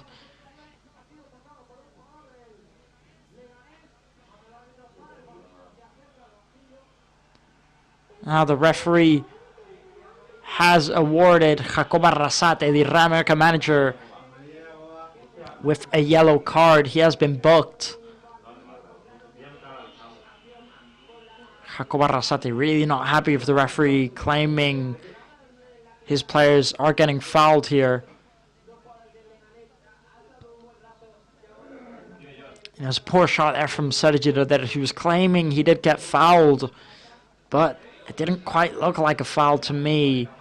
Doesn't look like there's much contact on it. And now Jacob Arrasate does end up getting booked with the yellow card here. Now Mojica gives the ball away to Leganés. It's a poor pass. Luckily, they recover it and lose it again there. Now here's Leganés playing it forward. They were looking for Alti there. But Real Mallorca end up getting the goal kick here. They take it quickly. Now 37 minutes in here so far. Just about 8 minutes to go before the end of the first half. Plus extra time, of course. And now here's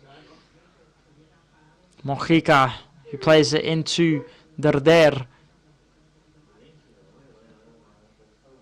Derder playing it out wide here. Here's Maffeo. Maffeo playing it back. Now here's Samu Costa.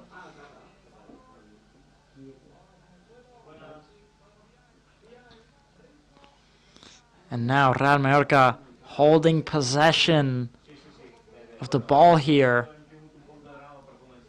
But again, I just think they need to put a bit more on offensively if they want to go for this win here now. Now the ball goes all the way back to Dominic Greif here. Antonio Rayo taking it forward into Maffeo.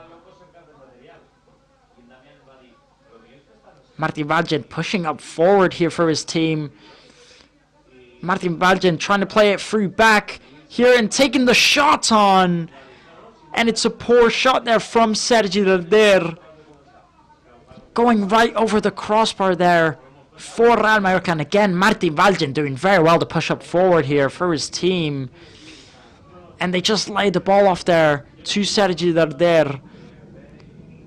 But again, that was a very, very good chance there for Real Mallorca. And a very good effort there from Real Mallorca to create the play there. Now Dimitrovic takes the goal kick here. And again, that was probably the first clear chance created there from Real Mallorca.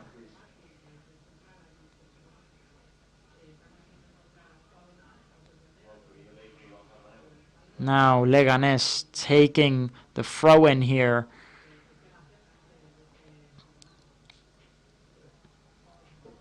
Real Mallorca do end up getting the free kick here. It was Tapia just shoving Samu Costa there. And it was a very good chance there created for Real Mallorca. Martin Valgent, despite playing a centre back, pushing up offensively quite a lot. Now Guy Larin heading the ball here. Real Mallorca trying to get it back here now. Diomande chasing the ball down. He can't get there. And it is a goal kick here for Real Mallorca.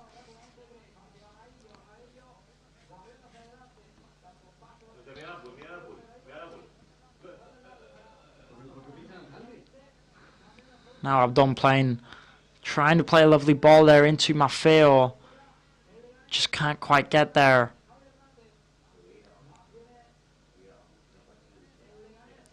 And Leganés trying to play it forward, but just struggling to create play there. Samu Costa's on the ground here.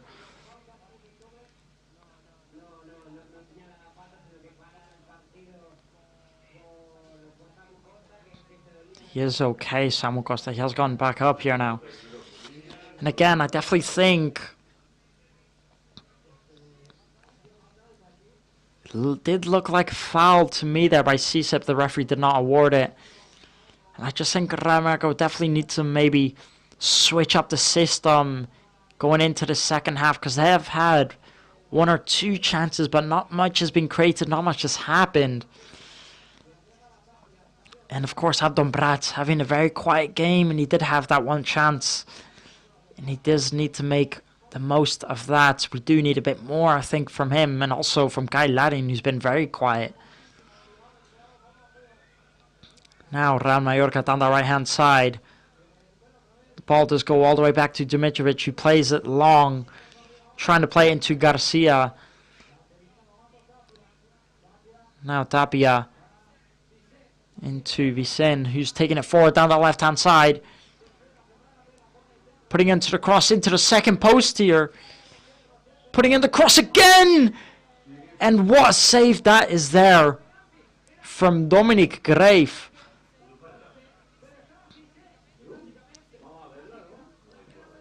And now Leganés with a very big chance here. And the ball just went right into Cissé, and Dominic Grave doing very well to jump and pick it up there. It's a big save there from Dominic Grave. Now 2 minutes to go here before the end of this first half.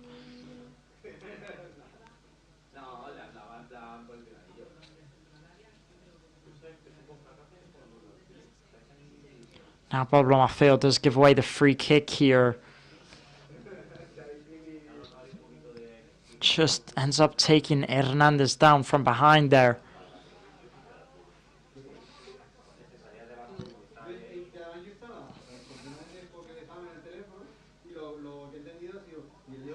And again, not much has quite happened so far in this first half. It's been a very, very quiet first half from both sides, I would say. I think Real Mallorca definitely look a bit better, but again, just not much coming from either of these sides, really.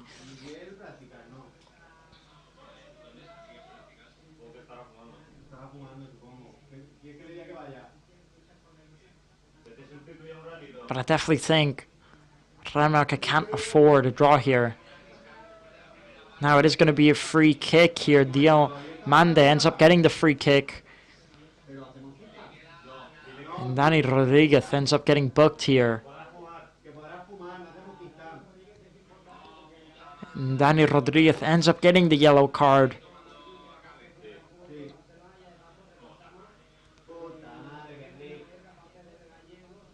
just ends up pulling Nopa's hair, pulling the back of his dreads there, it looks like. And he does pick up the yellow card.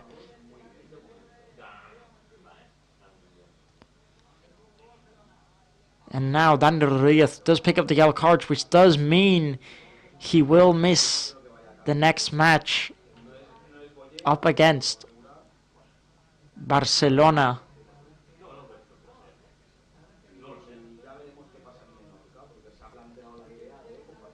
And now referee stops the play on the free kick as Mojica ends up getting taken down there.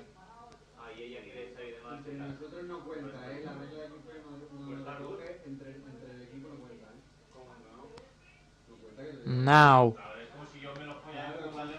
there is 2 minutes added on in extra time here.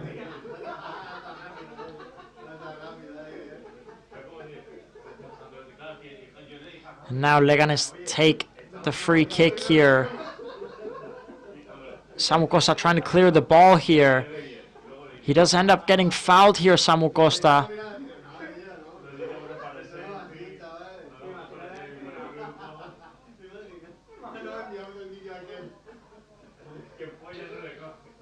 It was just Rosier who tries to kick the ball, ends up taking Samu Costa with him.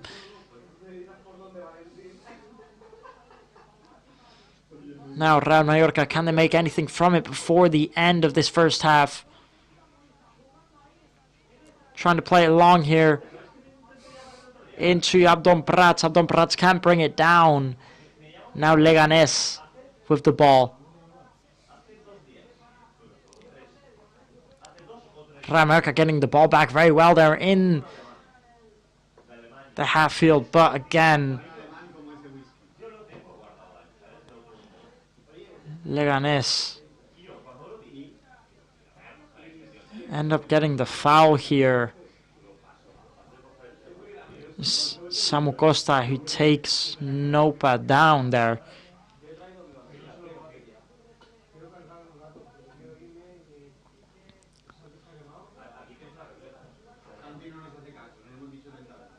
Now Leganés is going to take the free kick here. Trying to put it into that second post. Real Mallorca clearing it. Putting in the cross in again. Mojica gets the rebound, kicks it out. And it is going to be a throw in here. But the referee blows his whistle before they even can take the throw in here. And that is the halftime whistle there at the Estadio Somos.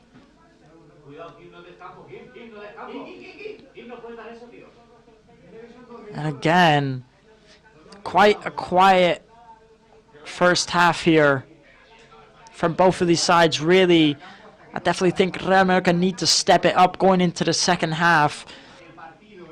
As, offensively, Leganés haven't created much danger, but again, Real Mallorca have not created many chances. They've only had really one or two, but it's not quite been enough here, I think, for Real Mallorca, and they definitely need to go for more. They definitely need to keep on pushing and maybe even switch up the system here, because they are playing 5 at the back. And I think maybe Real Mallorca want to go out a bit more offensively. But there's not really been much chances created for either of these sides, really. So maybe switch up the system, start playing 4 at the back instead of 5 and put one more person up front. As they just look like they're struggling a lot more offensively. They've not really had many chances. And the 2 people up front, of course, Abdon Prats and Kai Leiding, have been very quiet so far in this first half. We've not seen much from them, much incorporation from them. Of course, Abdon Prats did have that one big chance, and he did end up missing it quite badly. So I definitely think, they all really need to step it up in this first half. The defense has been very good from Real Mallorca, of course. Defensively, they've been very solid. But, they are playing against Leganés at home with 5 at the back, so they should be solid. But I definitely think offensively they just need a bit more. Of course, Danny Rodriguez, that chance into Abdon Prats, very good ball there from Danny Rodriguez. He has been very decent this match. I think Sergi Derder maybe is a bit quiet this match too. Maybe he needs to come out and create more chances, get the ball more. As I think Danny Rodriguez has probably created the most chances in this match so far for Real Mallorca. And of course, you know, the two strikers really, I think, need to step it up. Maybe look for the goal more, look for the ball more. And, you know, make those runs. So, you know, those Real Mallorca midfielders can't play it through. But that's all I really have to say. I just think it's been quiet, really, from all of those Real Mallorca players. I don't think it's really anyone in particular. I think the whole squad maybe has been a bit quiet. The defense, of course, are doing their job as they should. But I just think it's the offensive. The midfield's also a bit quiet, I think, this match too. So he just needs to step it up. And again, a very decent save there from Dominic Grave to catch the ball there. But we will see going into the second half, you know, both of these teams do really need the 3 points. So they can't afford to go for a draw. They can't afford to keep on sitting back. So we'll see if Real Mallorca switch up the play. 0-0 here so far at the Son Mosh Stadium. That is how the first half has ended. We still have a very good second half to come up, so do not go anywhere. We will see what happens. We'll be back very shortly.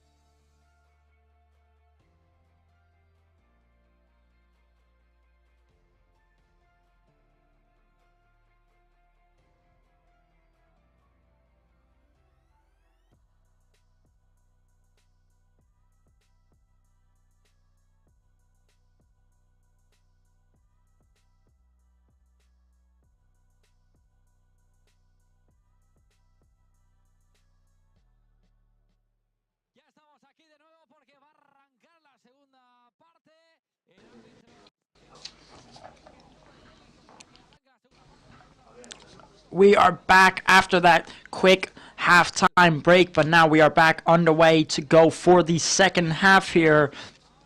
Real America 0 and Leganés 0.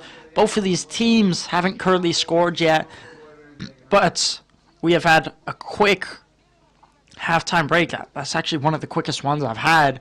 Both teams ready to just go right back into this. And now we have started. We are under the way here. And the first half was a very, very quiet half from both of these sides. Real America did have one or two okay chances, not very clear ones, but that's about it. It's been very, very quiet definitely here in this first half, and hopefully in the second half Real America can step it up and go for the goals. Leganés have definitely been the weaker side, and of course there's been no changes so far, despite Real America being very quiet. Defensively they've been solid, but offensively it's just not been enough.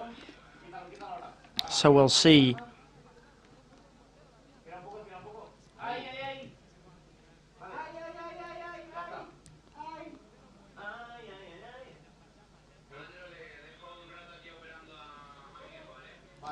And now Pablo Maffeo with a decent chance there, but it is going to be a goal kick here for Dimitrovic.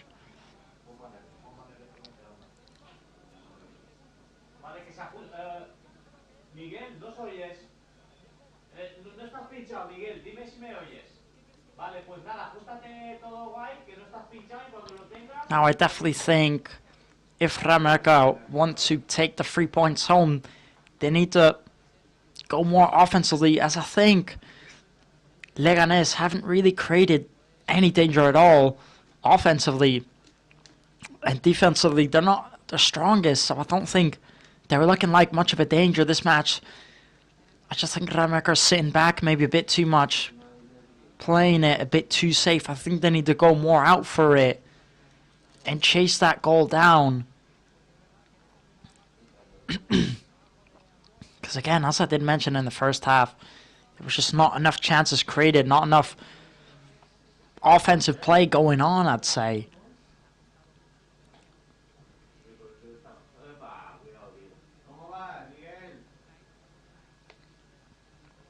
And I definitely think those two up front there, Gailari and Abdon Prats, they've definitely been quiet this match.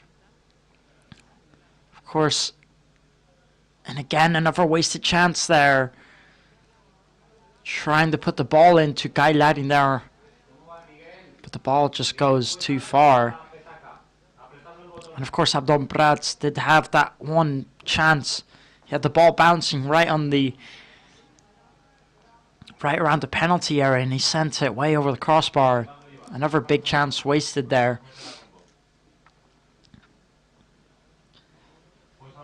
Now Real America just need to step it up going into the second half. Maybe even make some changes, I'd say. But so far no changes have been made. And now here's Dominic Greif with the ball. Dominic Greif is going to play it up,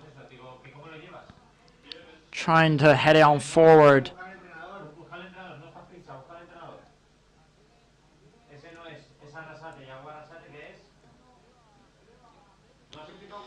Now Jorge was trying to play it long and looking for his Leganés teammates. But again, Leganés really offensively this match haven't been anywhere.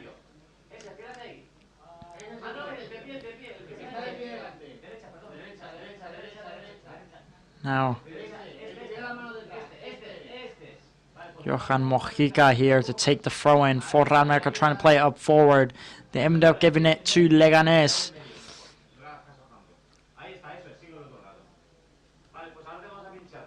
And now one of these Leganés players on the ground here, it's Cisse. Just taking a look at the replay here, he just gets stepped on there by Antonio Raillo. It doesn't look intentional at all. Hopefully he's okay.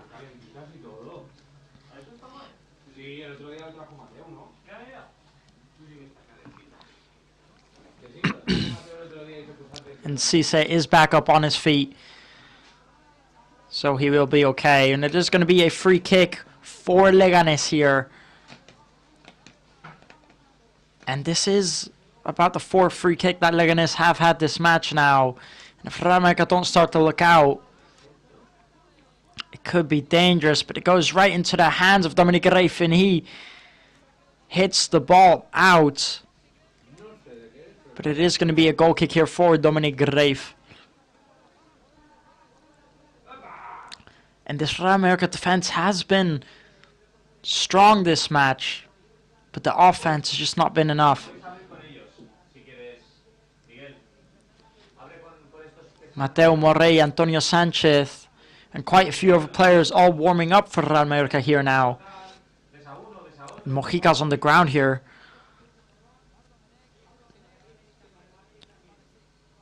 Mojica, it just looks like he gets hit in the stomach there by Rosier, the number 12 from Leganés, the right back for Leganés. Hopefully he is okay here, Johan Mojica.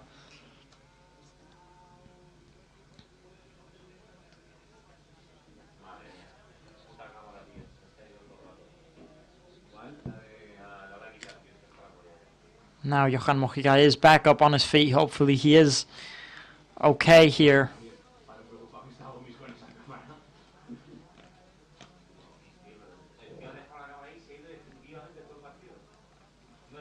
And again, the 3 points here for both of these sides are very, very important.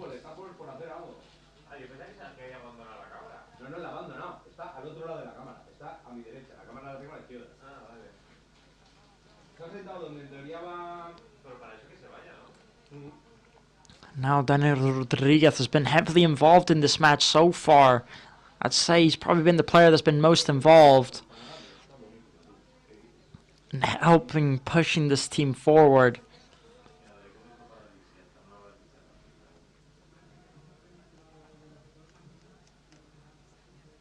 And of course, Martin Valgent has definitely been a surprising player for this Leganés side, as he has been playing almost more offensive than defensive, as he's been going up quite a bit. Now trying to get the ball into Guy Larin here. And I'm not quite sure if it was a pass or a shot.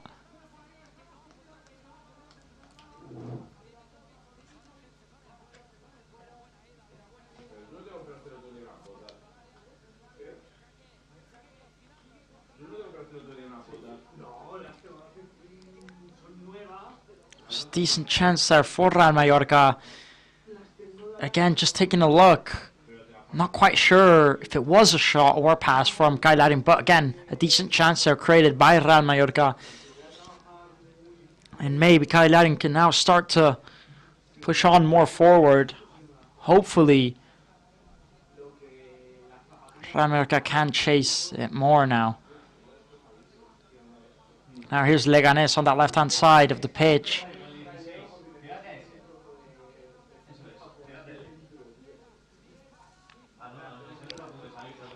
Now Leganés taking the shot on, but the ball here just goes massively wide. It was Diomande who took the shot here. But it just goes wide there by Diomande, and it could have been very dangerous. 3 Real Mallorca players there to block it in the box there. And it could have very likely been the first goal there for Leganés. But luckily for Real Mallorca, it just ends up going out there. And now Real Mallorca really need to start performing better if they want to get back into this one.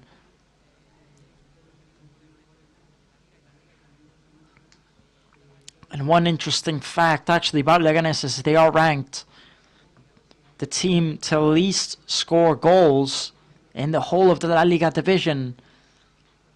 So it does tell you a lot about this side. And despite that stat, Real Mallorca playing with 5 at the back today, you got to start maybe asking questions about why are they playing 5 at the back here today. Now Real Mallorca taking it up forward. It's Abdon who tries playing it into Darder, But now Leganés get on the counter-attack. It's Rosier with the ball here. Is taking it forward. Plays it out to Diomande. Tries putting in the cross here. And it is a very, very poor cross here. And it is going to be a throw-in here for Real Mallorca. As the cross from that Leganés player went all the way over everyone there. And ended up being a throw-in. Now Real Mallorca really, really need to start making the most of this. It's Johan Mojica down that left-hand side. Tries playing it through into Ladin, who gets taken down here. I'm not quite sure if Guy Ladin jumped to get his head on the ball or if he got taken down. But we'll take a look at the replay here.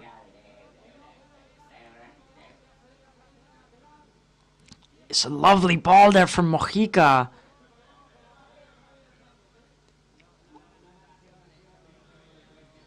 Do not think it's a penalty at all. Guy Ladin isn't even protesting it, so I don't think so.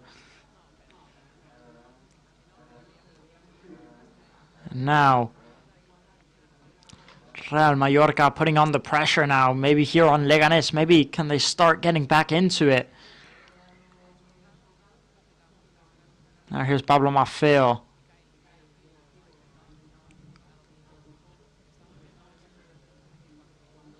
Real Mallorca getting the ball back there from Leganés. Can they take it forward? It's going to be a free kick here on Real Mallorca. Referee stopped the play. As Javier Hernandez is on the ground here. Quite hurt. Just looks like he gets hit with Martin Valgen's arm there.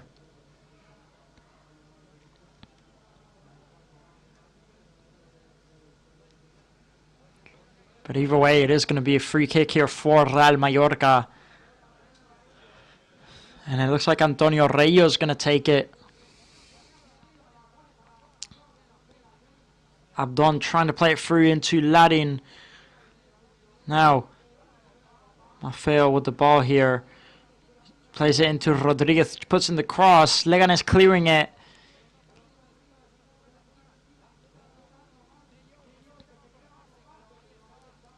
Now, Rayo doing very well to defend for his team here. It could have been very dangerous there. Luckily, Antonio Rayo was there to cut out the break. And now Leganés down that right-hand side. They're going to try and play it through the middle.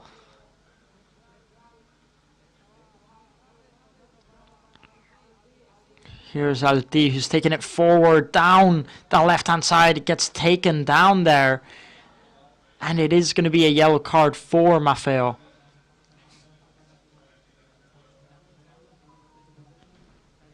And Pablo Maffeo gets taken the yellow card here.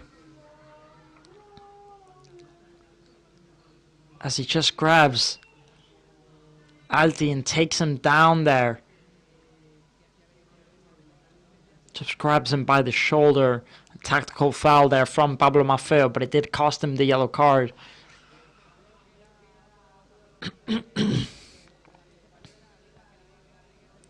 And again, Pablo Maffeo picks up the yellow cards, which means he will also miss the match against Barcelona. So now that's two big players missing for that Barcelona match.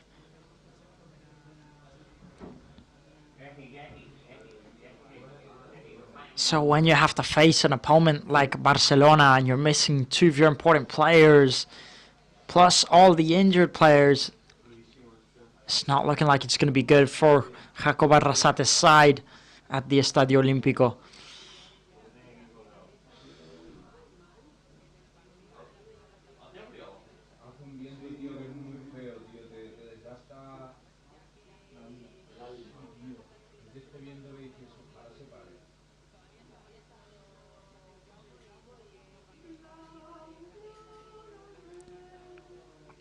But again, these 3 points for Real Mallorca are so important.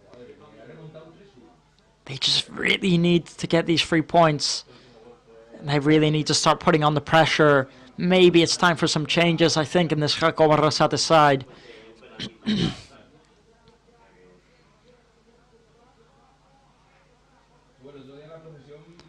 And now Leganés with possession here. It's Javi Hernandez. Javi Hernandez playing it through the middle. Now they're going to play it out to that right-hand side. Taking it. It's Diamande trying to put in the cross here. Antonio Rayo blocking the cross there from Diamande. It is going to be a corner here for Leganés.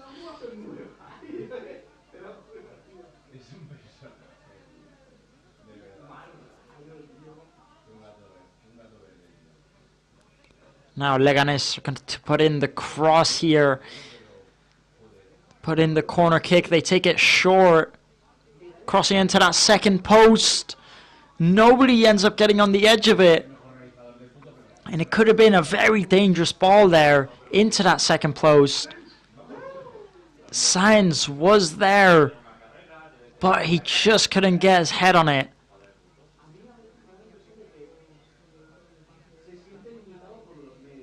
Sainz just gets his head on it, but he just couldn't put it on target there. Could have been very dangerous.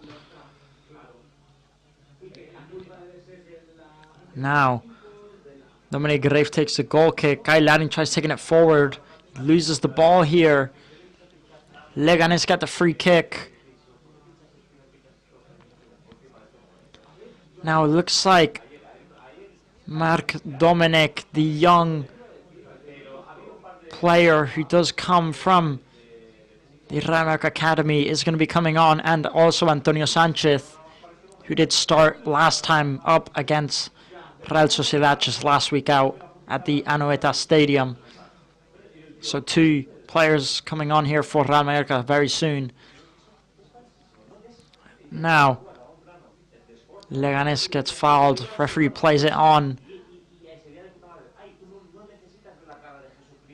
It's De Jong into Cisse. Cisse into Alti. It's Alti on that left-hand side. Alti's taking it forward. Alti does very well to take it forward and put in the cross, but Dominic Grave goes right into his hands and he picks it up there. Now, Dominic Grave is going to take it quickly.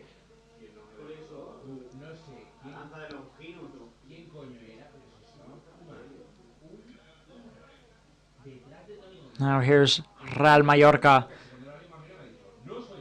Real Mallorca taking it forward here.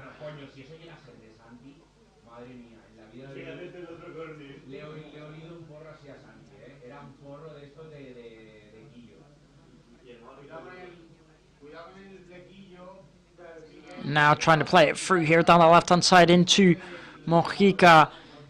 He can't quite get there on time. It is going to be a goal kick here for Dimitrovic. And now Real Mallorca are going to produce the 2 changes here. Abdon Prats coming off for Marc Dominic. And Dani Rodriguez coming off for Antonio Sanchez. Which quite surprises me, because I definitely think Dani Rodriguez has been decent this match. But maybe it's because he has a yellow card. But it quite surprises me that Dani Rodriguez is coming off.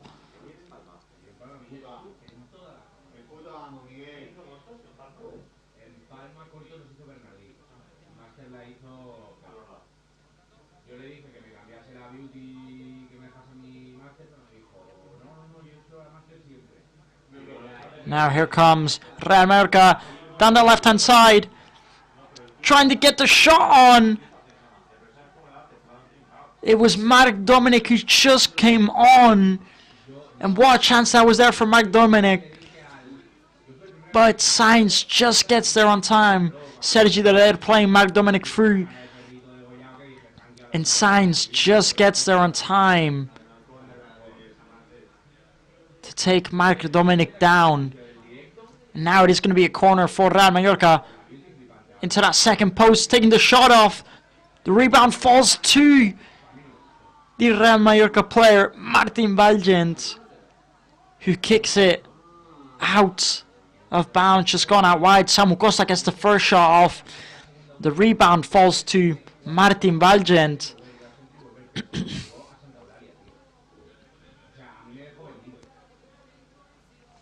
And it just goes wide off the post there. And Sainz did so well to get there on time. It could have been Marc Dominic's first goal here for the senior team. And Sainz just gets there on time to stop the shot.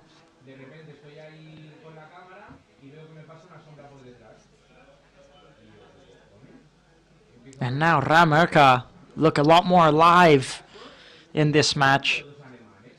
25 minutes to go here. They're starting to look a lot better now.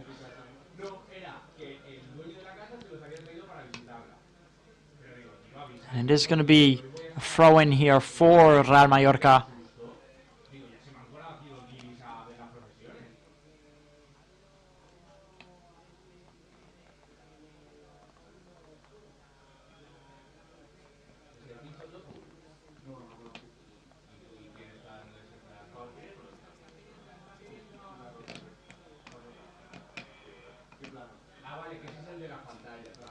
And now the match has been stopped, as I believe there is a fan in the stands that does need medical attention.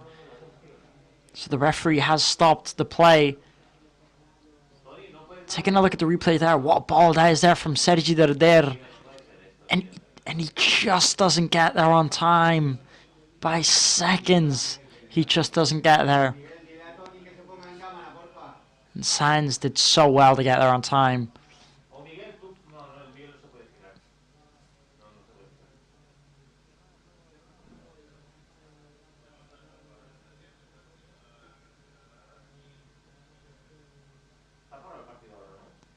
And now we're just waiting to see what's going to happen here.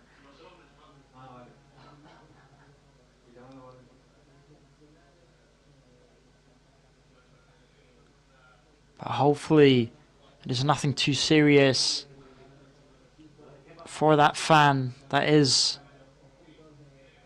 on the pitch there. The fan just on the south side of the stand.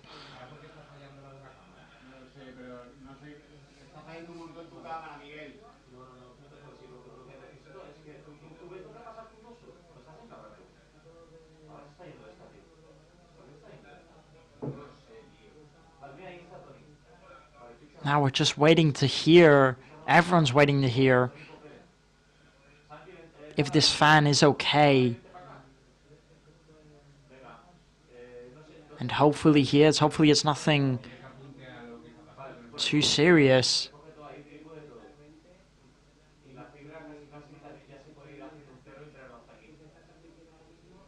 But again, the referee can't continue the play until we find out more information about this fan. As of course, the people come first. Then the football comes second. Everyone's safety is the main priority here.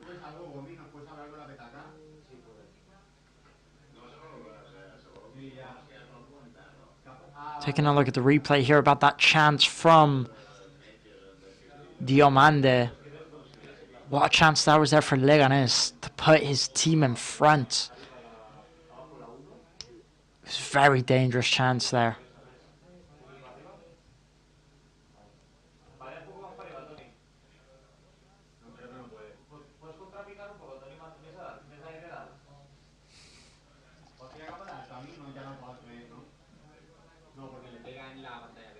And now the referee has given the thumbs up to continue the play. And the Somos fans all give a big round of applause.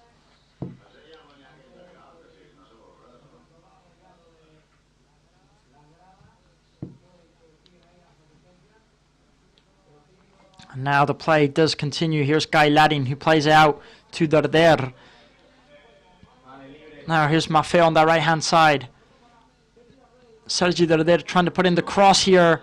Falls in the edge of the box. Who takes the shot off. And it just goes wide here. The shot by Antonio Sanchez there. Sergi Darder tries putting in the cross.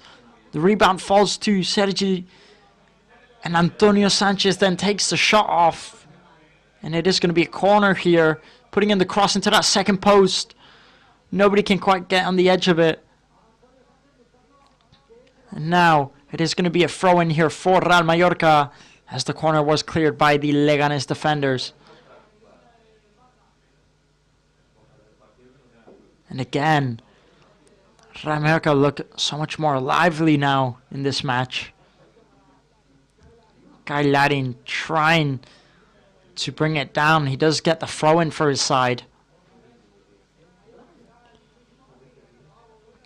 Now Mojica to take the throw in.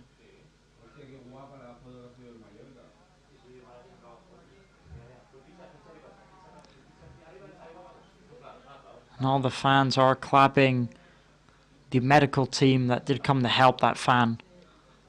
Things you love to see, of course. Now Maffeo here into Valgent, who tried playing it through into Antonio Sanchez. Now here's Samu Costa. Here's Pablo Maffeo down the right hand side. Maffeo putting in the cross into that second post. And here's Marc Dominic who gets the ball and takes the shot off. But sends it over the crossbar. It was a lovely pass there from Guy Ladding to head it on forward into Marc Dominic, who took the shot off.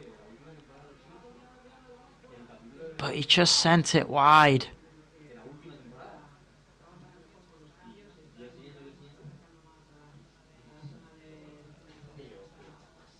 And now Dimitrovic takes the goal kick. Ball ends up going out, and now it's going to be a throw in here for Leganés.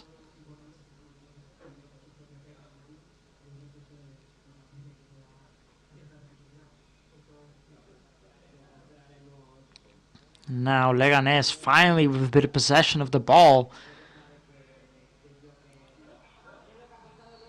Real Mallorca giving away a foul here is Copete. Here, he gave away the free kick for Leganés. It was Diomande who he took down there. Now Leganés finally creating a chance after quite some time here of not having the ball. 18 minutes to go here before the end of the second half plus extra time.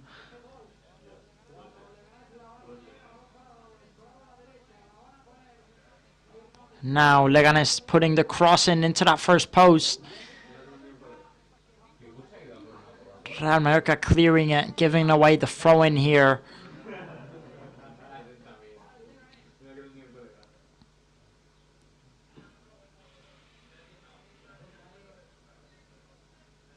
And of course taking a look at that chance there by Antonio Sanchez again. It's just millimeters that it just doesn't go in by. And now Guy Ladding trying to turn around here, ends up getting taken down. The referee says no foul. But he does end up giving the foul.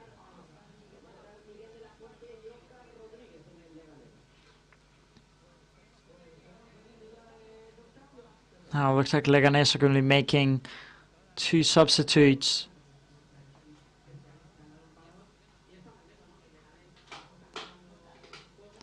Now Real Mallorca starting to look a lot better again in these last 10 minutes. Because up until now I definitely think they've been so quiet. They're finally starting to get a bit of rhythm back going now.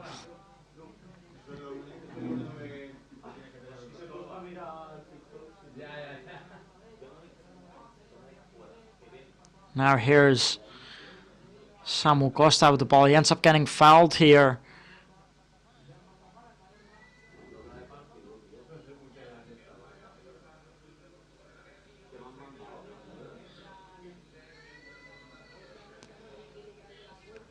Now Oscar Rodriguez and Miguel de la Fuente both coming on here for Leganés. Oscar Rodriguez and Miguel de la Fuente both coming on for Garcia and for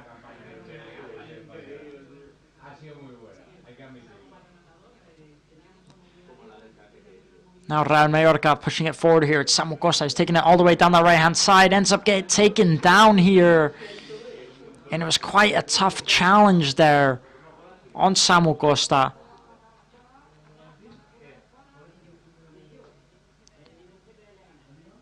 And it's Neo who ended up taking down Samu Costa there and picking up the yellow card as well. It was quite a rough challenge there on Samu Costa.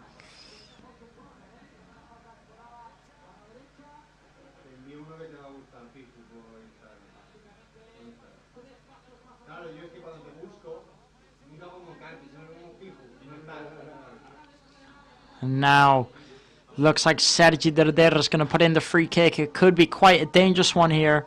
Putting it in, gets on the edge of it. But again, it's just not good enough. It was Copete who got his head on it. Sergi Derder putting in the cross. And it's just way off target there. And now Real Mallorca, only 13 minutes left, plus extra time to get the winner here.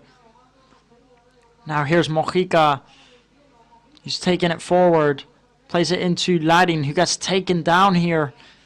The referee does give the free kick.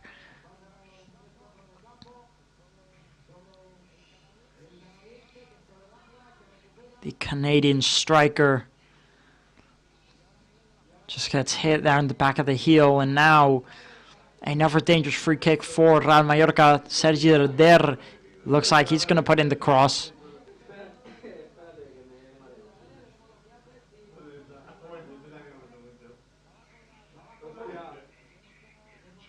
Now Derder plays into Mojica. Mojica loses the ball here. Now here come Leganés breaking on the counter-attack. It's Alti. He plays out wide into Oscar Rodriguez, who tries putting in the cross in second post. Too much height on that ball. But they do keep hold of the possession, putting in the cross again, getting on the edge of it. And Dominic Grave makes the save here.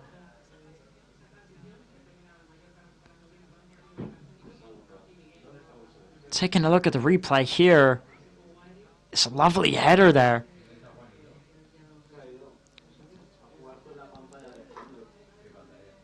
It was going out. Of course, Dominic Grave could not see that. Now putting in the corner here, Leganés. And there's just not enough height on that cross. Ends up going out for a goal kick.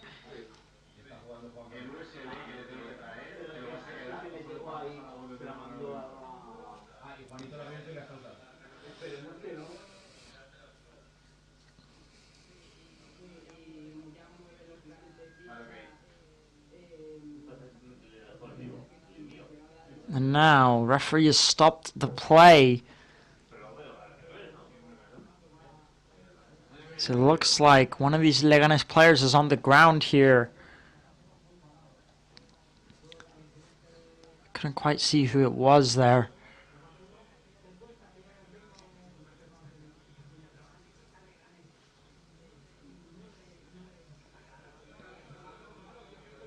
Now Leganés is going to make a substitute here.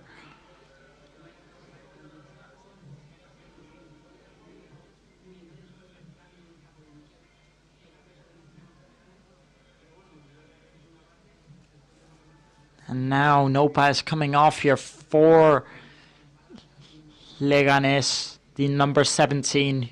Looks quite hurt. Just looks like could be maybe a bit injured there, but hopefully he's okay.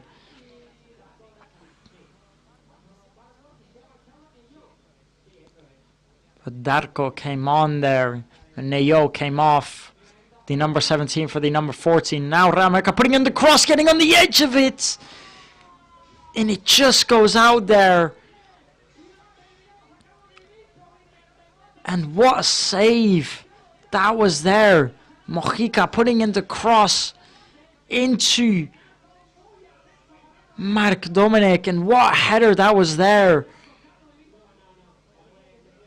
Dimitrovic actually didn't get a touch on it, but it just went wide there. And what a shot from Mark Dominic. And what the start he's having so far in this match. He's making quite the impact so far.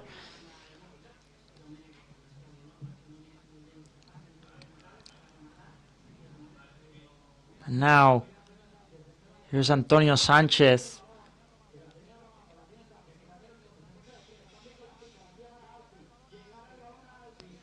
Now here's Alti down the left-hand side. Leganés gained possession back. And now, down that left-hand side. End up losing the ball here. It's Maffeo who plays it.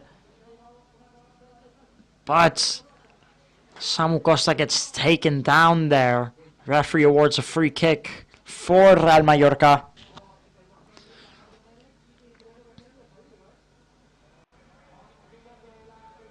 Now Mojica ends up losing the ball again down the right-hand side. And Leganés are breaking on the counter-attack. Oscar takes the shot off. It's blocked here by Real Mallorca. And Mojica picks up the rebound here. Now Mojica playing it into Antonio Sanchez. Now here's Mojica again. Now Sergi Darder playing it out wide. It's Martin Balgent plays it into Darder. Now here's Copete. Copete into Martin Balgent. Here's Samu Costa. Tries putting in the cross here. And the referee awards a goal kick. But it looks like a corner to me.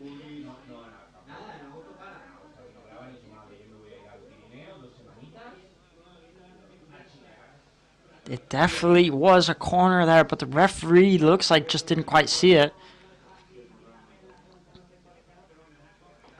It looks like Mojica might be asking to get subbed off here. And Tony Lato and Mateo Jaume looks like they're both coming on here now. Now Kailarin gets taken down there. Leganés continue to play. Referee gives no foul.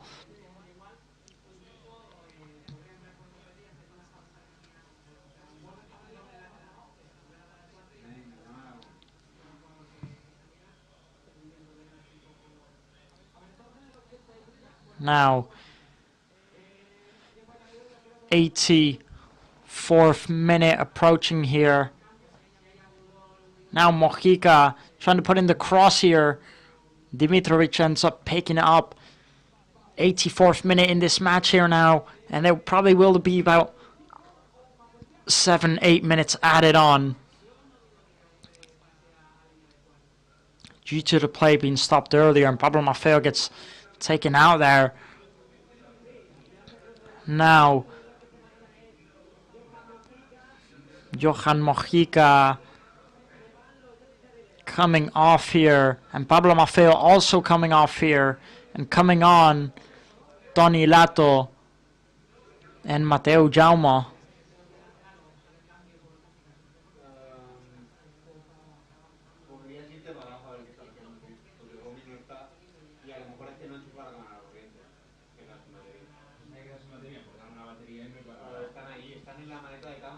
Now Real Mallorca changing both their left back and their right back.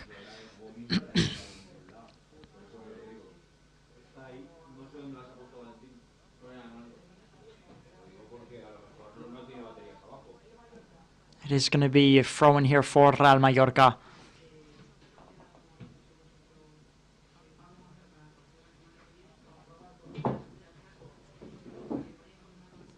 Again, a draw here is definitely not the result Real Mallorca wanted. And it's definitely a good result for Leganés. I definitely think Leganés will be happy with the draw here. But on the other hand, Real Mallorca really needed the 3 points here.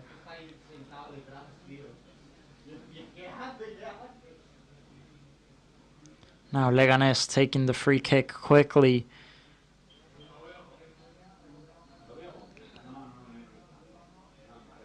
Leganés playing it down that right-hand side. Real Mallorca defending well.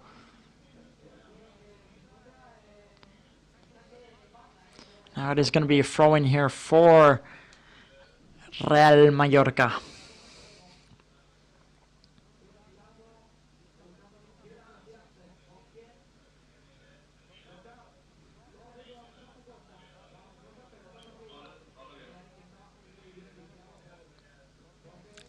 Now Leganés trying to break on the counterattack. Leganés going for the goal.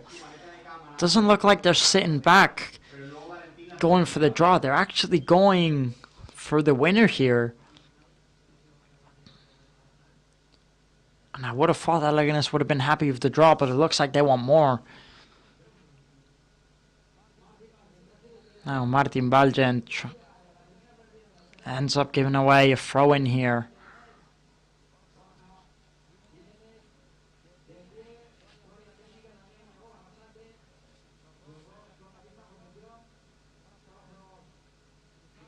Now Leganés doing very well to bring it down here, put it into that second post. Gets the shot off, it's blocked here. Now Darcon taking the shot off, it's blocked again. It's very good defending by Real Mallorca. Trying to break on a counter-attack. Now here comes Mateu Jaume down the left-hand side, tries playing it through into Kai Ladin. Kai Ladin takes a touch, brings it down, takes the shot off. And what a poor chance that is there.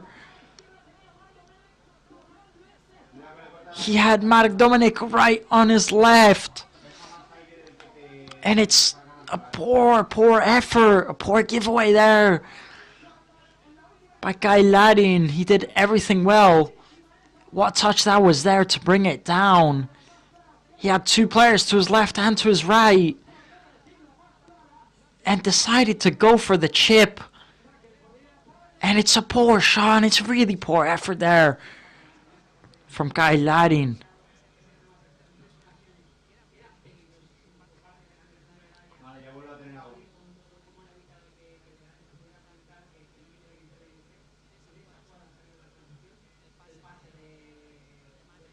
And you just can't be missing those sorts of chances in games like these.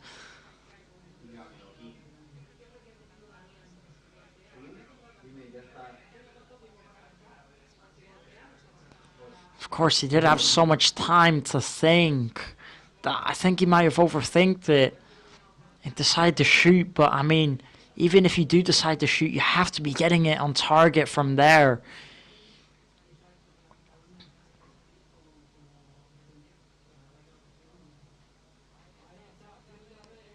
And now Sergio doing very well to bring it down. Leganés recovered the ball very well. Taking it forward here. Luckily, the defenders have been performing today. Now, Real Mallorca down the left-hand side, playing it into Ladin. Ladin holding the ball here, plays it back. Here's some Martin Balgent into Mateu Jaume here.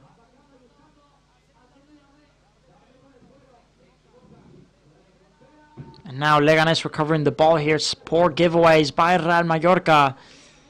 But they end up getting it back. It's Antonio Sanchez.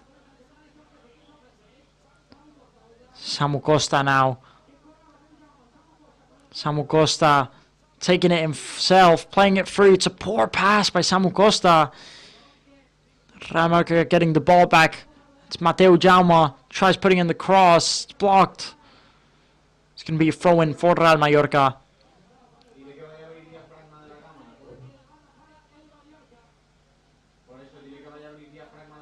Now Mateu Jaume putting the throw in here. Guy Ladding gets it down, takes the shot off. It is going to be a corner. The shot was blocked here.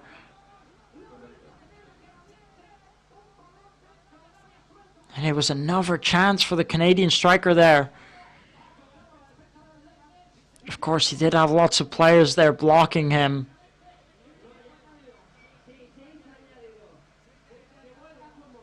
Now 6 minutes added on here in this second half. Now Real Mallorca losing the ball here, and it's Leganés that'll break on the counter-attack.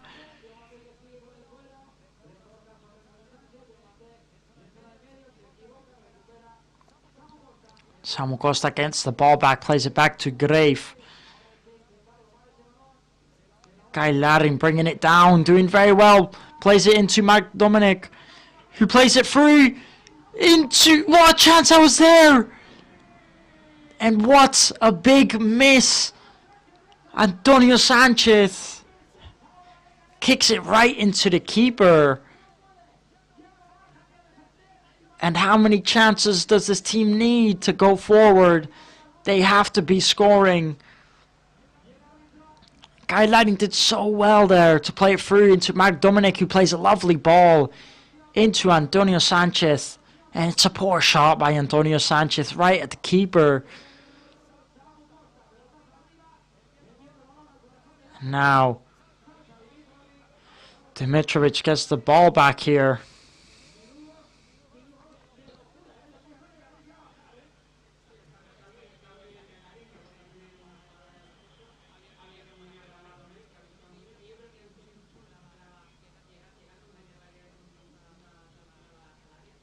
And now Real Mallorca don't have long to try and get the winner here. Just about 4 minutes left.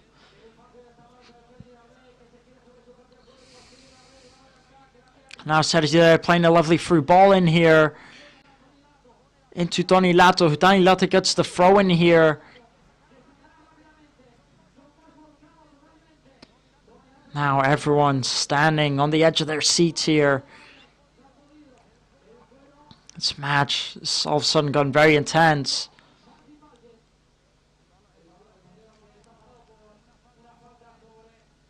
The referee has stopped the play here as Sainz got taken down there by Copete.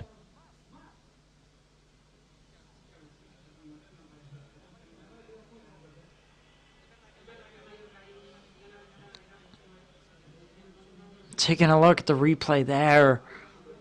That chance from Leganés.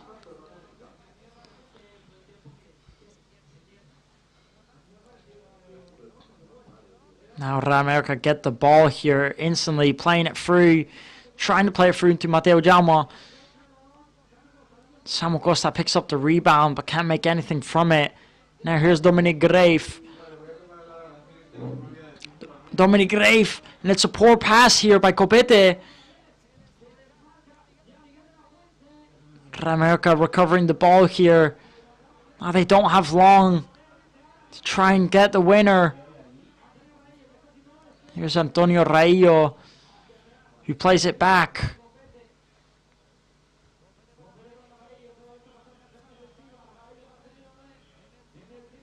And now Real Mallorca playing it forward. It's Martin Valgent. Martin Valgent plays it through the middle into Rayo. Here's Copete. Copete tries putting in the cross into that second post. It goes right into the hands of Dimitrovic.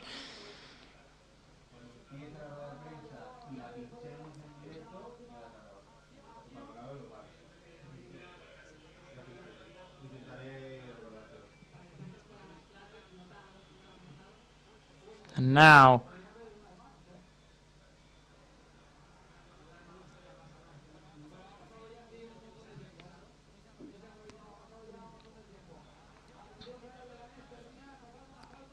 Leganés end up getting the free kick here on the edge of the box.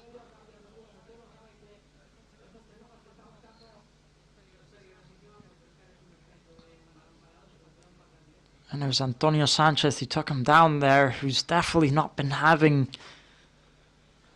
quite the game he wanted to have tonight.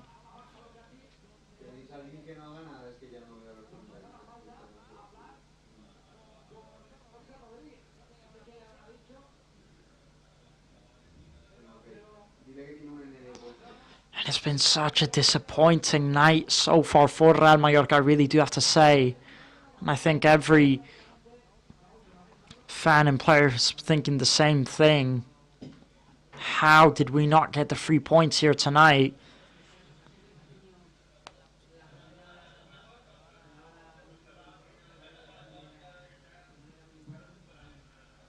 Now Leganés taking the free kick right into the wall.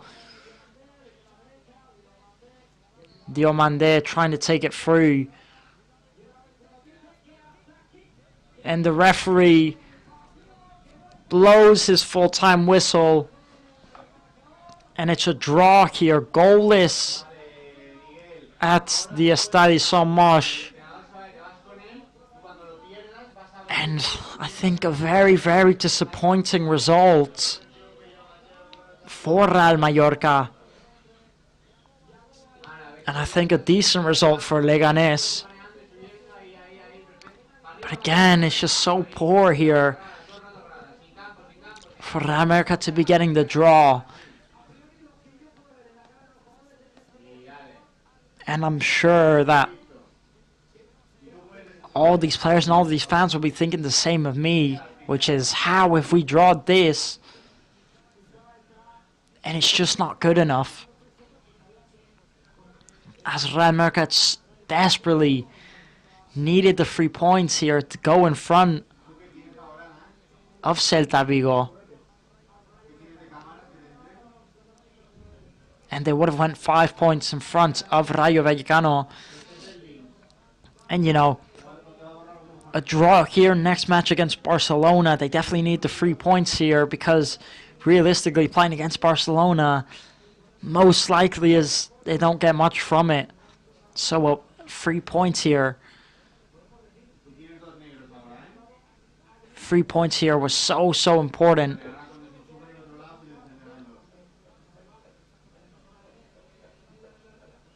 And it's such a disappointment that Real Mallorca could not get the 3 points here. And I definitely think for those Leganés players and fans, it actually is a decent result for them.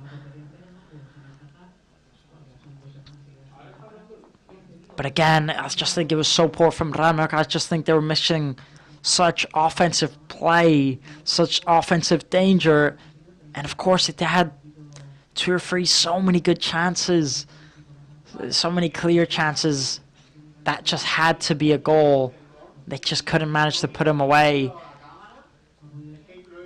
And again, I definitely think, you know, Guy Laddin actually played decent. He created 1 or 2 good chances for his team, but he just missed 1 or 2 very, very important chances, which if you're a striker, you need to be scoring. And we've seen this so many times. We've been familiar with this so many times this season that, you know, when is it enough? And we will have the words very soon of Sergi that are there, so do not go anywhere if you want to hear that.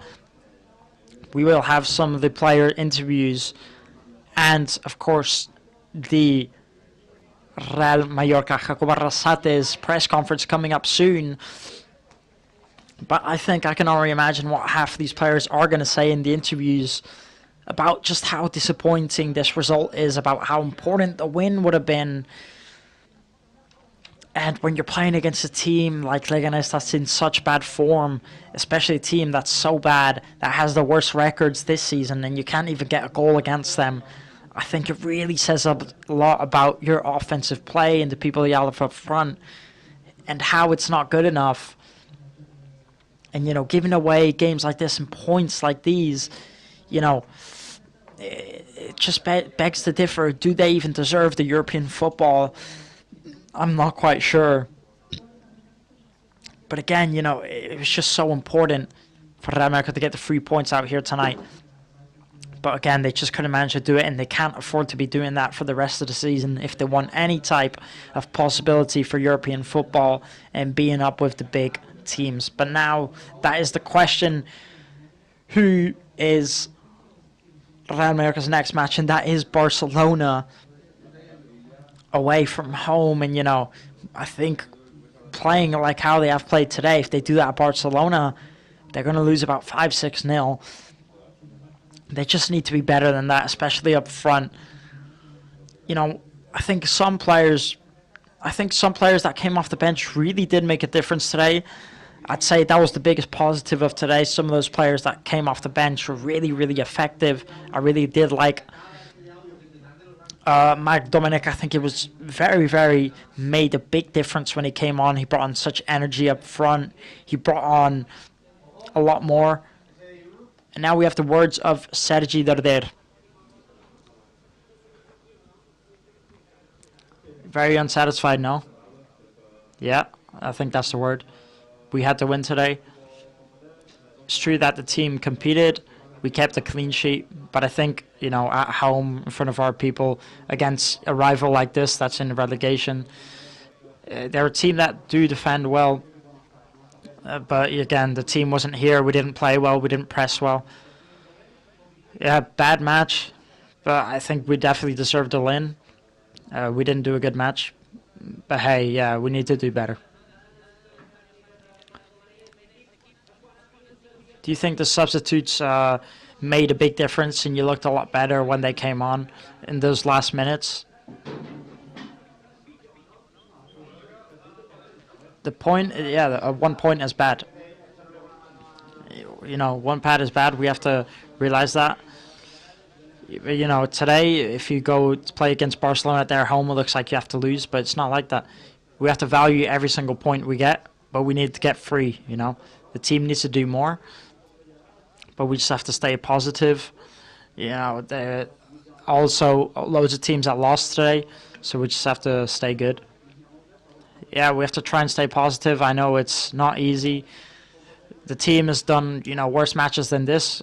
We did compete at least, but we have to be realistic, and it was bad.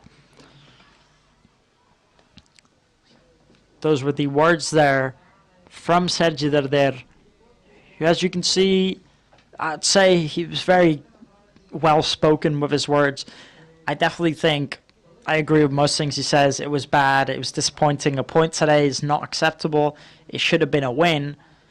But again, at least they did get a point.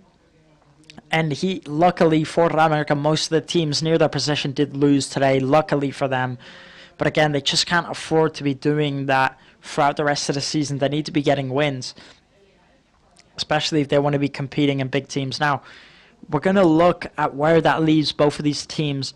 With that point, Real Madrid are now sitting in 7th place with 44 points, just on that Conference League spot. So, at the minute, Conference League is available for Real Madrid, but of course, they've still got a few very tough matches left to go. Just below them are Celta Vigo with 43 points, and then Rayo Vallecano and Real Sociedad with 41 points. So again, they need to keep up the points as those other teams really, really aren't far for them. They need to keep up the wins.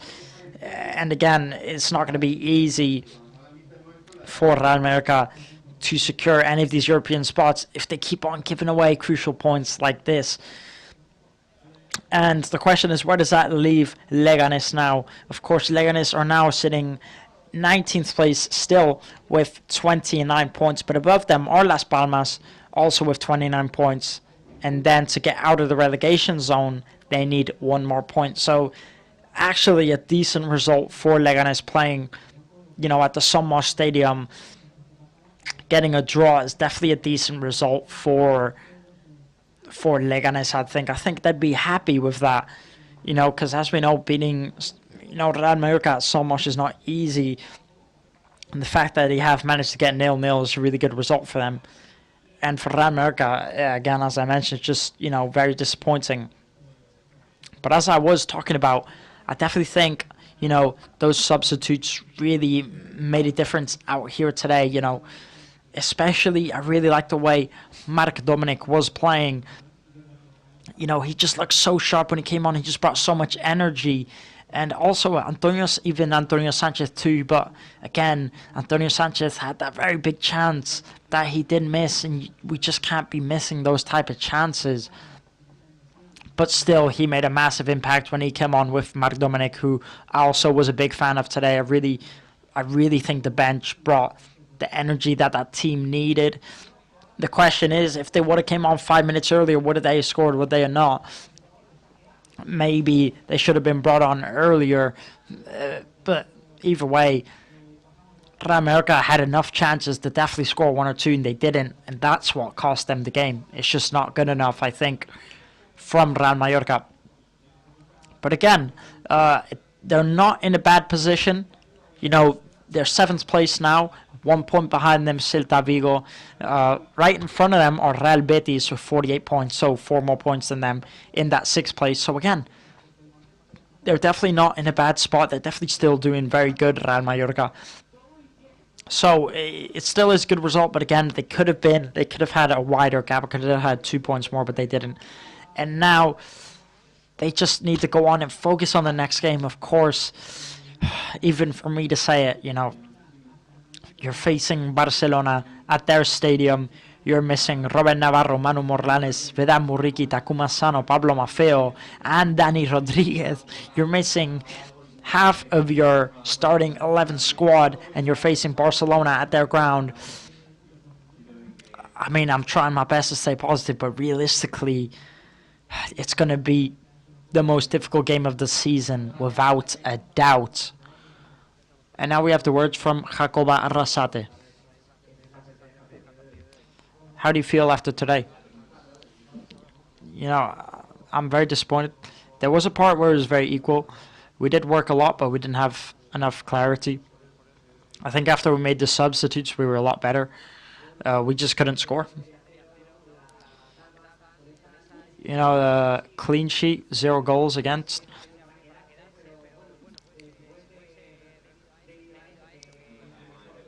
But yeah, does it have to be better? Yeah, we have to optimize it, playing at home, playing against a team like this. Defensively, we were very solid, but in attack, we were just missing a lot. We have to fix a lot of things, but hey, I think at the end of the match with the substitutes we made, with Marc and Antonio, we were definitely a lot better. It's a shame that we couldn't score. You've gone up 1 place, you're now with 44 points. Is it important how you are? Yeah, the truth is we did want to win, but we couldn't. But still, we did get a point. We didn't concede. We have to continue. There's 6 more matches left. I think we have enough reasons to stay positive. Those were the words there from Jacob Arrasate, who, as you can see, not too disappointed with this result. Because again, as I did mention, they still did go up 1 place. They still go up to 7th place with 44 points. But again, they should have won. They had to win. And imagine if they would have won today, how in much of a good position they would have been. And especially facing an opposition like this, that are bottom last on the table, that have conceded the most amount of goals in the whole league, that have scored the least goals in the whole league, and playing home. You should be winning this game easily, I'd say. So again, it is a disappointing result for Real Mallorca, and Jacob Arrasate, he is disappointed. Sergio, he's disappointed, but not too disappointed, because at the end of the day, they still are in a good position, and they have, as he said at the end there, they have enough hope to keep on believing for the next 6 matches they have left, because again, European football is definitely still a thing, definitely still in the possibility. They are in a European spot as we speak right now, but it's keeping it. That's the hard part. It's keeping it, that they need to focus on and think about it. Because again, as I said, they just have to keep on winning, keep up the good performance, and it's something they've really been struggling with recently. But again, definitely not impossible. They still have to face Barcelona away from home and Real Madrid away from home, which, as we know, two of the toughest teams in the league. Definitely not going to be easy. So, if you take away those 6 points, then you still have those other 4 matches to collect points from. If they can win every single one of those, take away Madrid and Barcelona, that would leave them in a really good position, possibly a European spot. So I think every match from now on really, really counts if you take away Barcelona and Madrid. Because being realistic, we just have to assume the worst. If we take out Barcelona and Real Madrid, then they have to win every single match from now on onwards if they want a shot at staying in one of those European spots. But again, as also the manager did mention himself, Antonio Sanchez and Marc Dominic, when they came on, they made such a difference. They took 5 out, they changed it into 4, and they put Marc Dominic and Antonio Sanchez, they put them up there. They just brought on so much energy. They just, all of a sudden, were alive when those 2 players came on. So they really made a big impact. Matter of fact, I think they should have even came on earlier to make the impact. Because, in my opinion, watching that first half, they needed a change. Now we have the words from Antonio Sanchez. Antonio, how do you feel after today? Well, very sour. That chance that I had there, it's true. And at the end, we had chances to get the 3 points. But hey, we just have to be positive. In the end, we did get 1 point. It's true that we needed the 3 points, especially after winning at the Anoeta. But yeah, we have to continue. We're there in those places. We just have to keep on fighting. To look at another positive side, it's what you said, is you had the chances to win it, and that's something. Yeah, I think defensively we have to continue that line. We're very strong.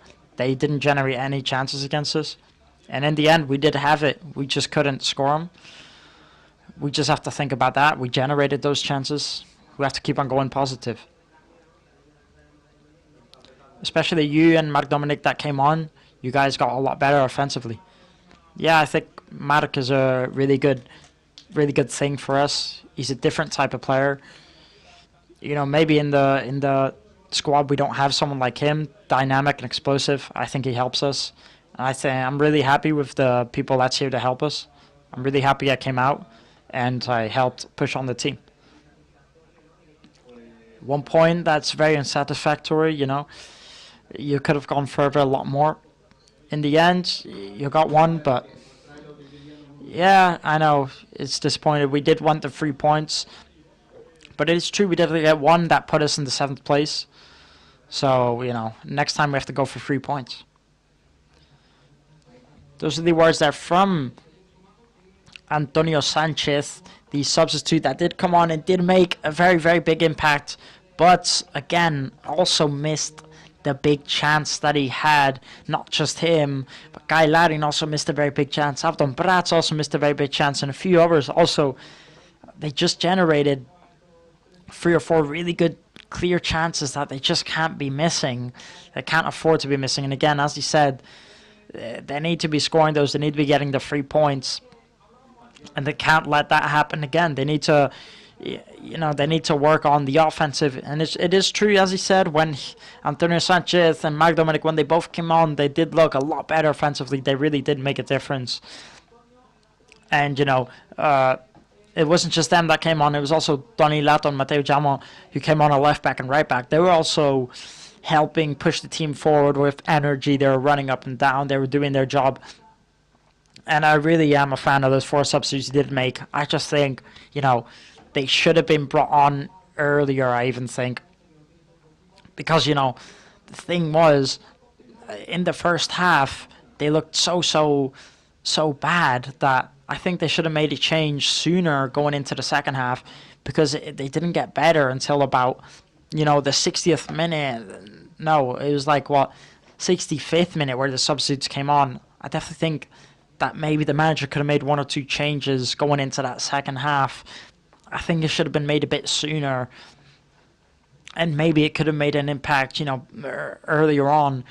But again, really was a fan of all those substitutes that came on. They really did make a difference. And Mark Dominic, a future star, maybe, hopefully, for this team. And again, he is a dynamic player. He is an explosive player. He's got pace, dribbling. He's got decent finishing. And I'd love to see more of him. Love to see more minutes of him playing. And hopefully he can provide quite a bit for, this Real Mallorca side.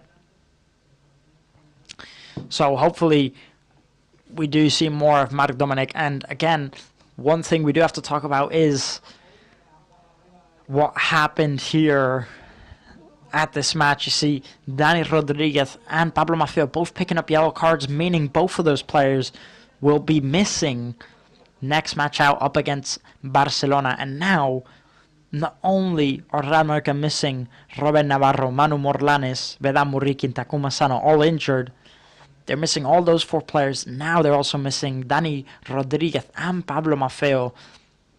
So 6 vital players here for Real Mallorca, all out missing up against the leaders at their own ground. It's definitely going to be a very, very bumpy ride next time out for Real Mallorca. So they're going to need to be at their best that they've ever been if they even want to get a point from this match. And again, it's just going to be very, very tough. And not only are they facing Barcelona, they're also missing Real Madrid away from home, which is also going to be one of the toughest games that they're going to have. So Real Mallorca really need to keep up the focus, keep up the good defensive 5 at the back. The defensive line that they have been holding has been very strong. They didn't concede against Real Sociedad at the Anoeta. They didn't concede today. So if they can keep up this defensive play, then they might stand a chance up against these big teams. But we'll see. The defense has definitely been so good this season. Especially these last few matches, the defense line has been very, very strong.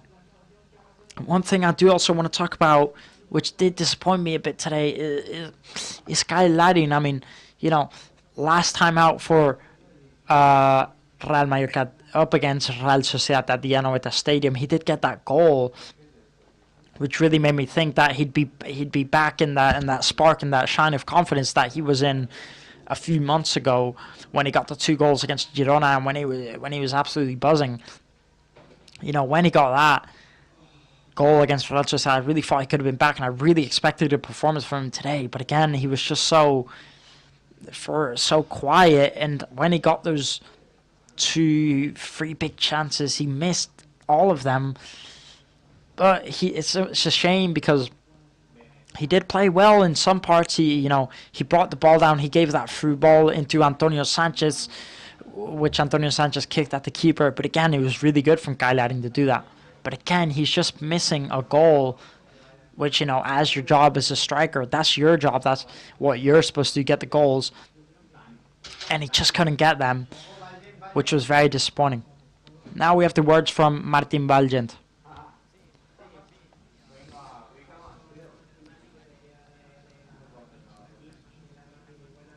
Martin, how are you doing? Martin, are you very unsatisfied with a 1 point? Yeah. At least it's positive. We got 0. We got a clean sheet. We didn't really create many chances to win the match. It was very hard for us, because we had so many chances. It was a very competitive match. We were just missing a bit of, a bit of precision up front. Have that energy to actually win the important match. But yeah, I think we just have to rest now, and then we have to focus next time out.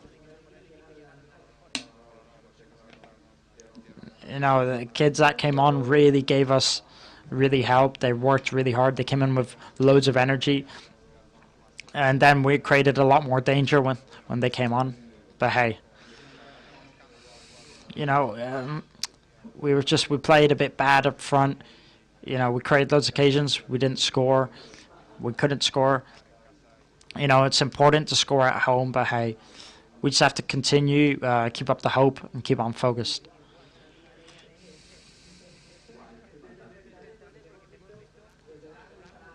Martin, you kept on going up, playing offensively. You were always up that line. What was the idea for that? Yeah, I think the manager gives us a lot of freedom.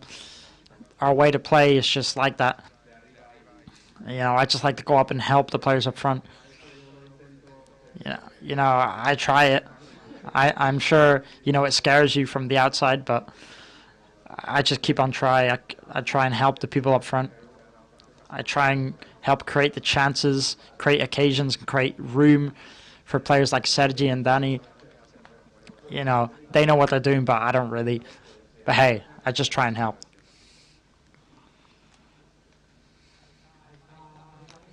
Those are the words there from Martin Valgent.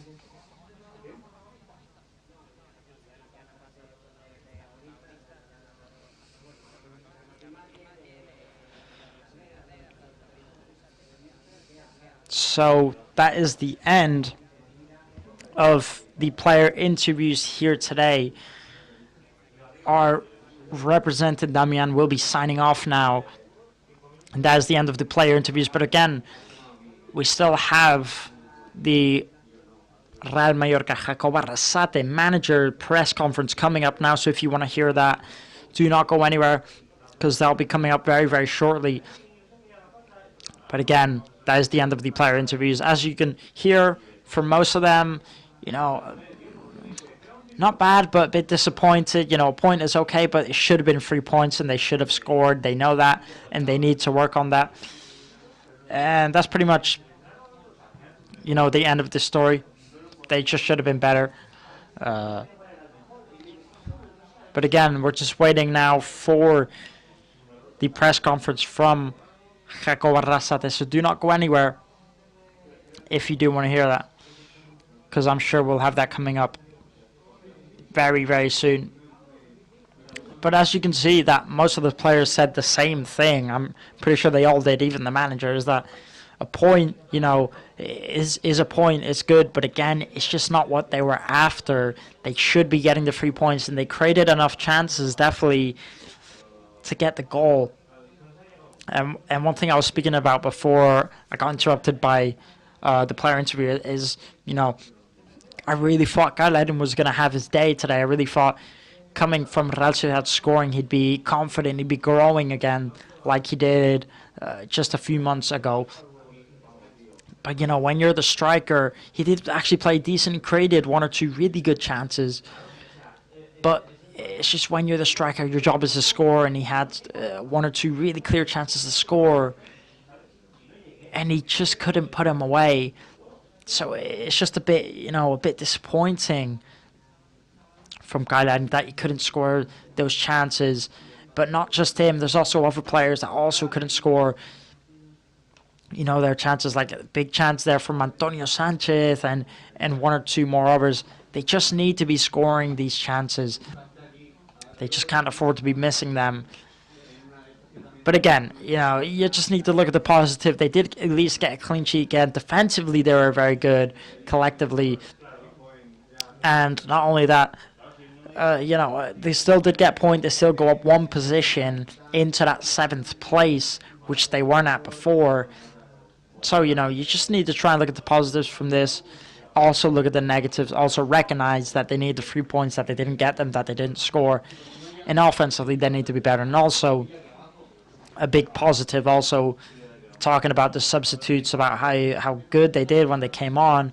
Maybe they deserve even, a bit more minutes next time. Maybe they deserve to come on earlier and try and get more chances. And I really want to see more from Marc Dominic. I really want to see what he has to offer, what he can do. Is we've not seen much of him. When he does come on, he doesn't have that many minutes. So I do want to see more from him.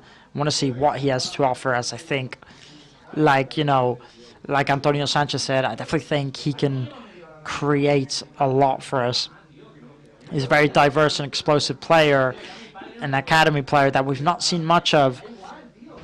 And I'd love to see, quite a few chances from him and see what he has to offer. Also, Jan Salas, also another young player that I am a fan of, that we have seen play once or twice, but we've not seen many of him. He didn't come on tonight. Also, like to see when they bring these young players on, to give these young player chances, as I think they have a lot to offer. And, I mean, you know, Leganés, one thing that they were missing here tonight was, of course, Dani Raba, their maximum goal scorer of the season. He's got 7 goals and 3 assists. To his name. He was missing here tonight for Leganés, but just imagine if he actually was on, if he actually was playing, then, you know, it could have even been a loss here for Real Mallorca, and it could have been very, very dangerous. You know, defensively they were very sharp, but Leganés weren't exactly very dangerous. And imagine if Dani Raba was there here today, playing at so much for Leganés. Then, you know, Real Mallorca could have even went out here to lose today. So, you know, they are lucky, Real Mallorca, that, you know, that he wasn't there. And again, as I didn't mention, Leganés, they're not exactly a big club. You know, they've only been 5 seasons in the first division of Spain. They only got promoted again this season before they went down not long ago. And, you know, Real Mallorca just need to be doing better. They just need to be beating teams like this. There's no room for error, but let's imagine that Real Mallorca do get into European football. Let's imagine it does happen, because it very much could happen at this point. Then imagine when they're playing these top European teams, they can't afford to make any errors like this if they want to make it far in those type of European competitions. So, you know, again, as I said, now we have the words from Jacob Arrasate, the Real Mallorca manager.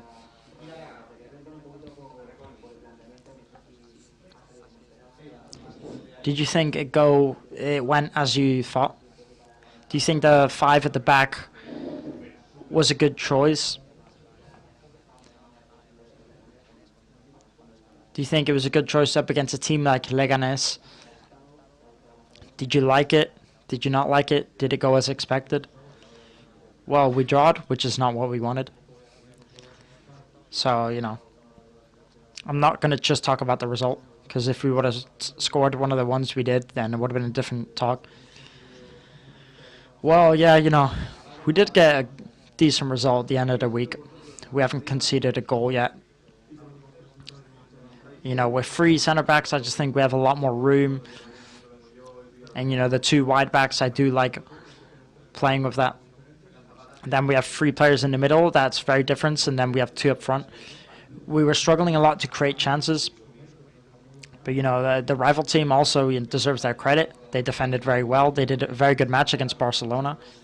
And we did get better with the substitutes. You know, playing with Kyle up front and then putting Marc and Antonio up with them. They played very well. You know, it made the team a lot better. They gave us that energy. They gave us what we need. And, yeah, it's a shame, because at the end of the match, we had loads of chances. We had those chances from Guy and Antonio to win the match, but we didn't.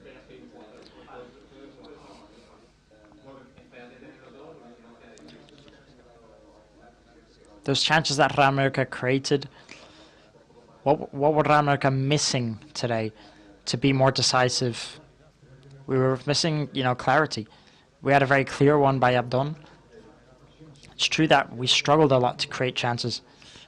And then when we brought in the substitutes, you know, we were struggling a lot to generate.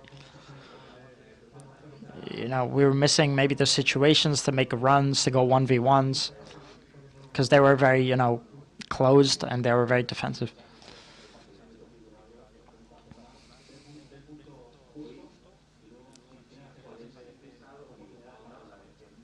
Do you think that you wasted this chance?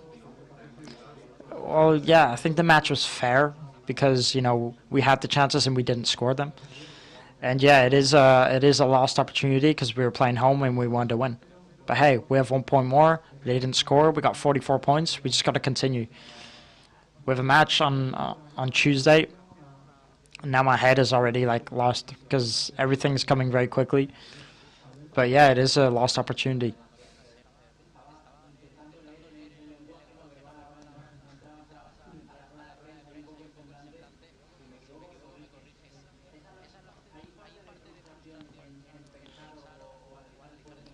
are you very frustrated thinking about or talking about that this Mallorca comes out either good or bad depending on the match? Does it frustrate you to do well at the Real Arena and then do bad here now with the same tactics? Yeah, it frustrates me. You know, in this league, getting 2 victories in a row is a lot. We know who we're playing against, and we see how hard it is. But yeah, we need to insist. We have to be better. We also have to recover. We have 4 injuries. You know, the last 5 matches, we hope we have everyone available. The more players we have, the better. But hey, we have a match now on Tuesday. We just have to compete. And yeah, we just have to think about Barcelona now.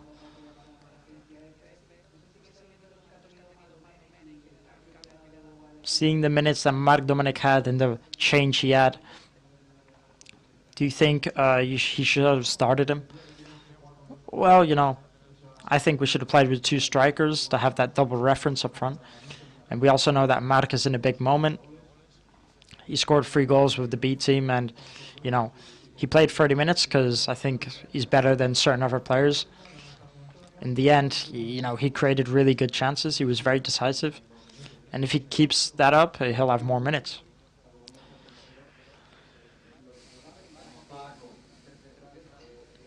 Playing at home with 3 center backs. Did you did it because of last week?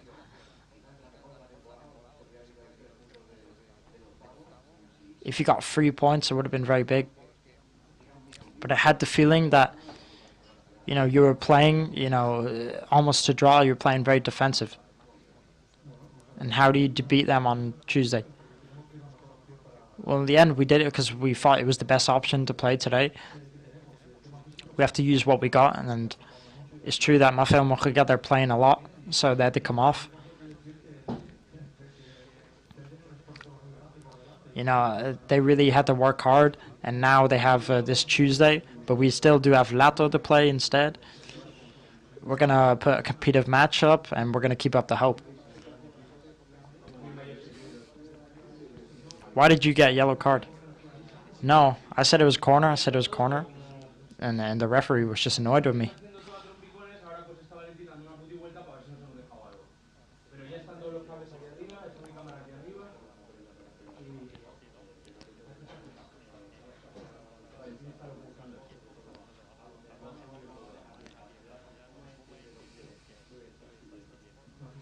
Takuma, how valuable is he? Yeah, he's a very intelligent player.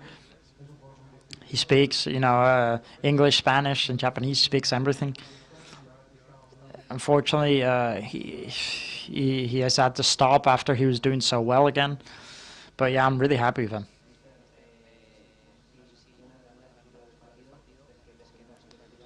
Something positive about this match is that, you know, it's the second match in a row that you haven't lost. Yeah, I mean, we didn't concede, you know. You know, Dominic made 1 or 2 pretty good chances in the first half. In the second half, they didn't really have any chances. You know, it's a margin that we have to get better, them not scoring. So now, this Tuesday, it's just a reason to have more hope.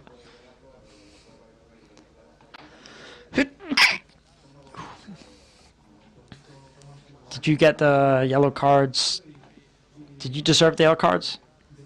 No, you know. No, you can ask for a corner, you can ask for this. It's never a yellow card. But, you know, when you get a yellow card, you know what you're doing.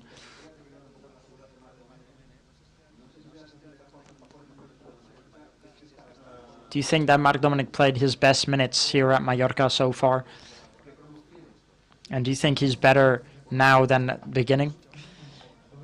You know, he started really good at the start of the season, and then he fell off a little bit, you know, which is completely normal. It happens when you're so young.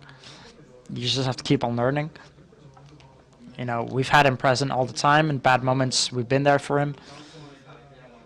You know, it's a project, first division project. I tell him what he has to do and what he doesn't have to do. Now he's in a good moment. That's why we used him. The other day, he scored 3 goals for the B team. And, you know, and today you saw what he can do. He had a header that went out.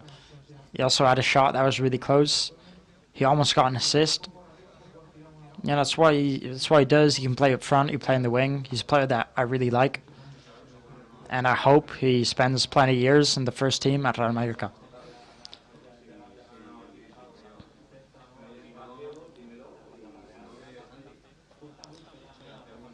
All these other teams, Real, Celta, Rayo, all lost. Nobody won today. Yeah, well, I'm a bit annoyed, yeah, that we didn't win. But hey, we're not even thinking about the others. It's true, you know, that they're all behind us, but they still have time to catch us easily. We just have to continue getting our points. We've got 44, which is good. We wanted to have 47, yeah, but we didn't. We have a very hard match on Tuesday, but we just have to keep on going.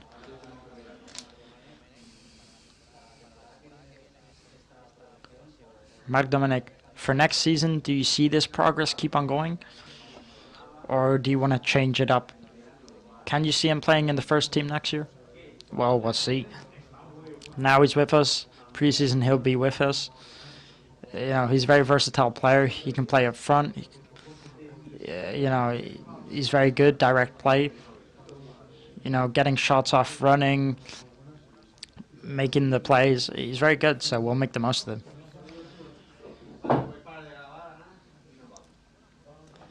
Those were the words there from Jacob Arrasate, and that is the end here of the press conference from Jacob Arrasate. And, I mean, yeah, as you can see, everyone would have liked to get those 3 points here today. The players, the fans, the manager. But unfortunately, they couldn't make it work. But again, 1 point takes them up to 7th place, 44 points. And it is good. So thank you to everyone who joined here on the YouTube Play Ride. I've been your host for today, Daniel Armstrong. Make sure to follow us on the Twitter, English Real Mallorca, and I will see you next week. Take care.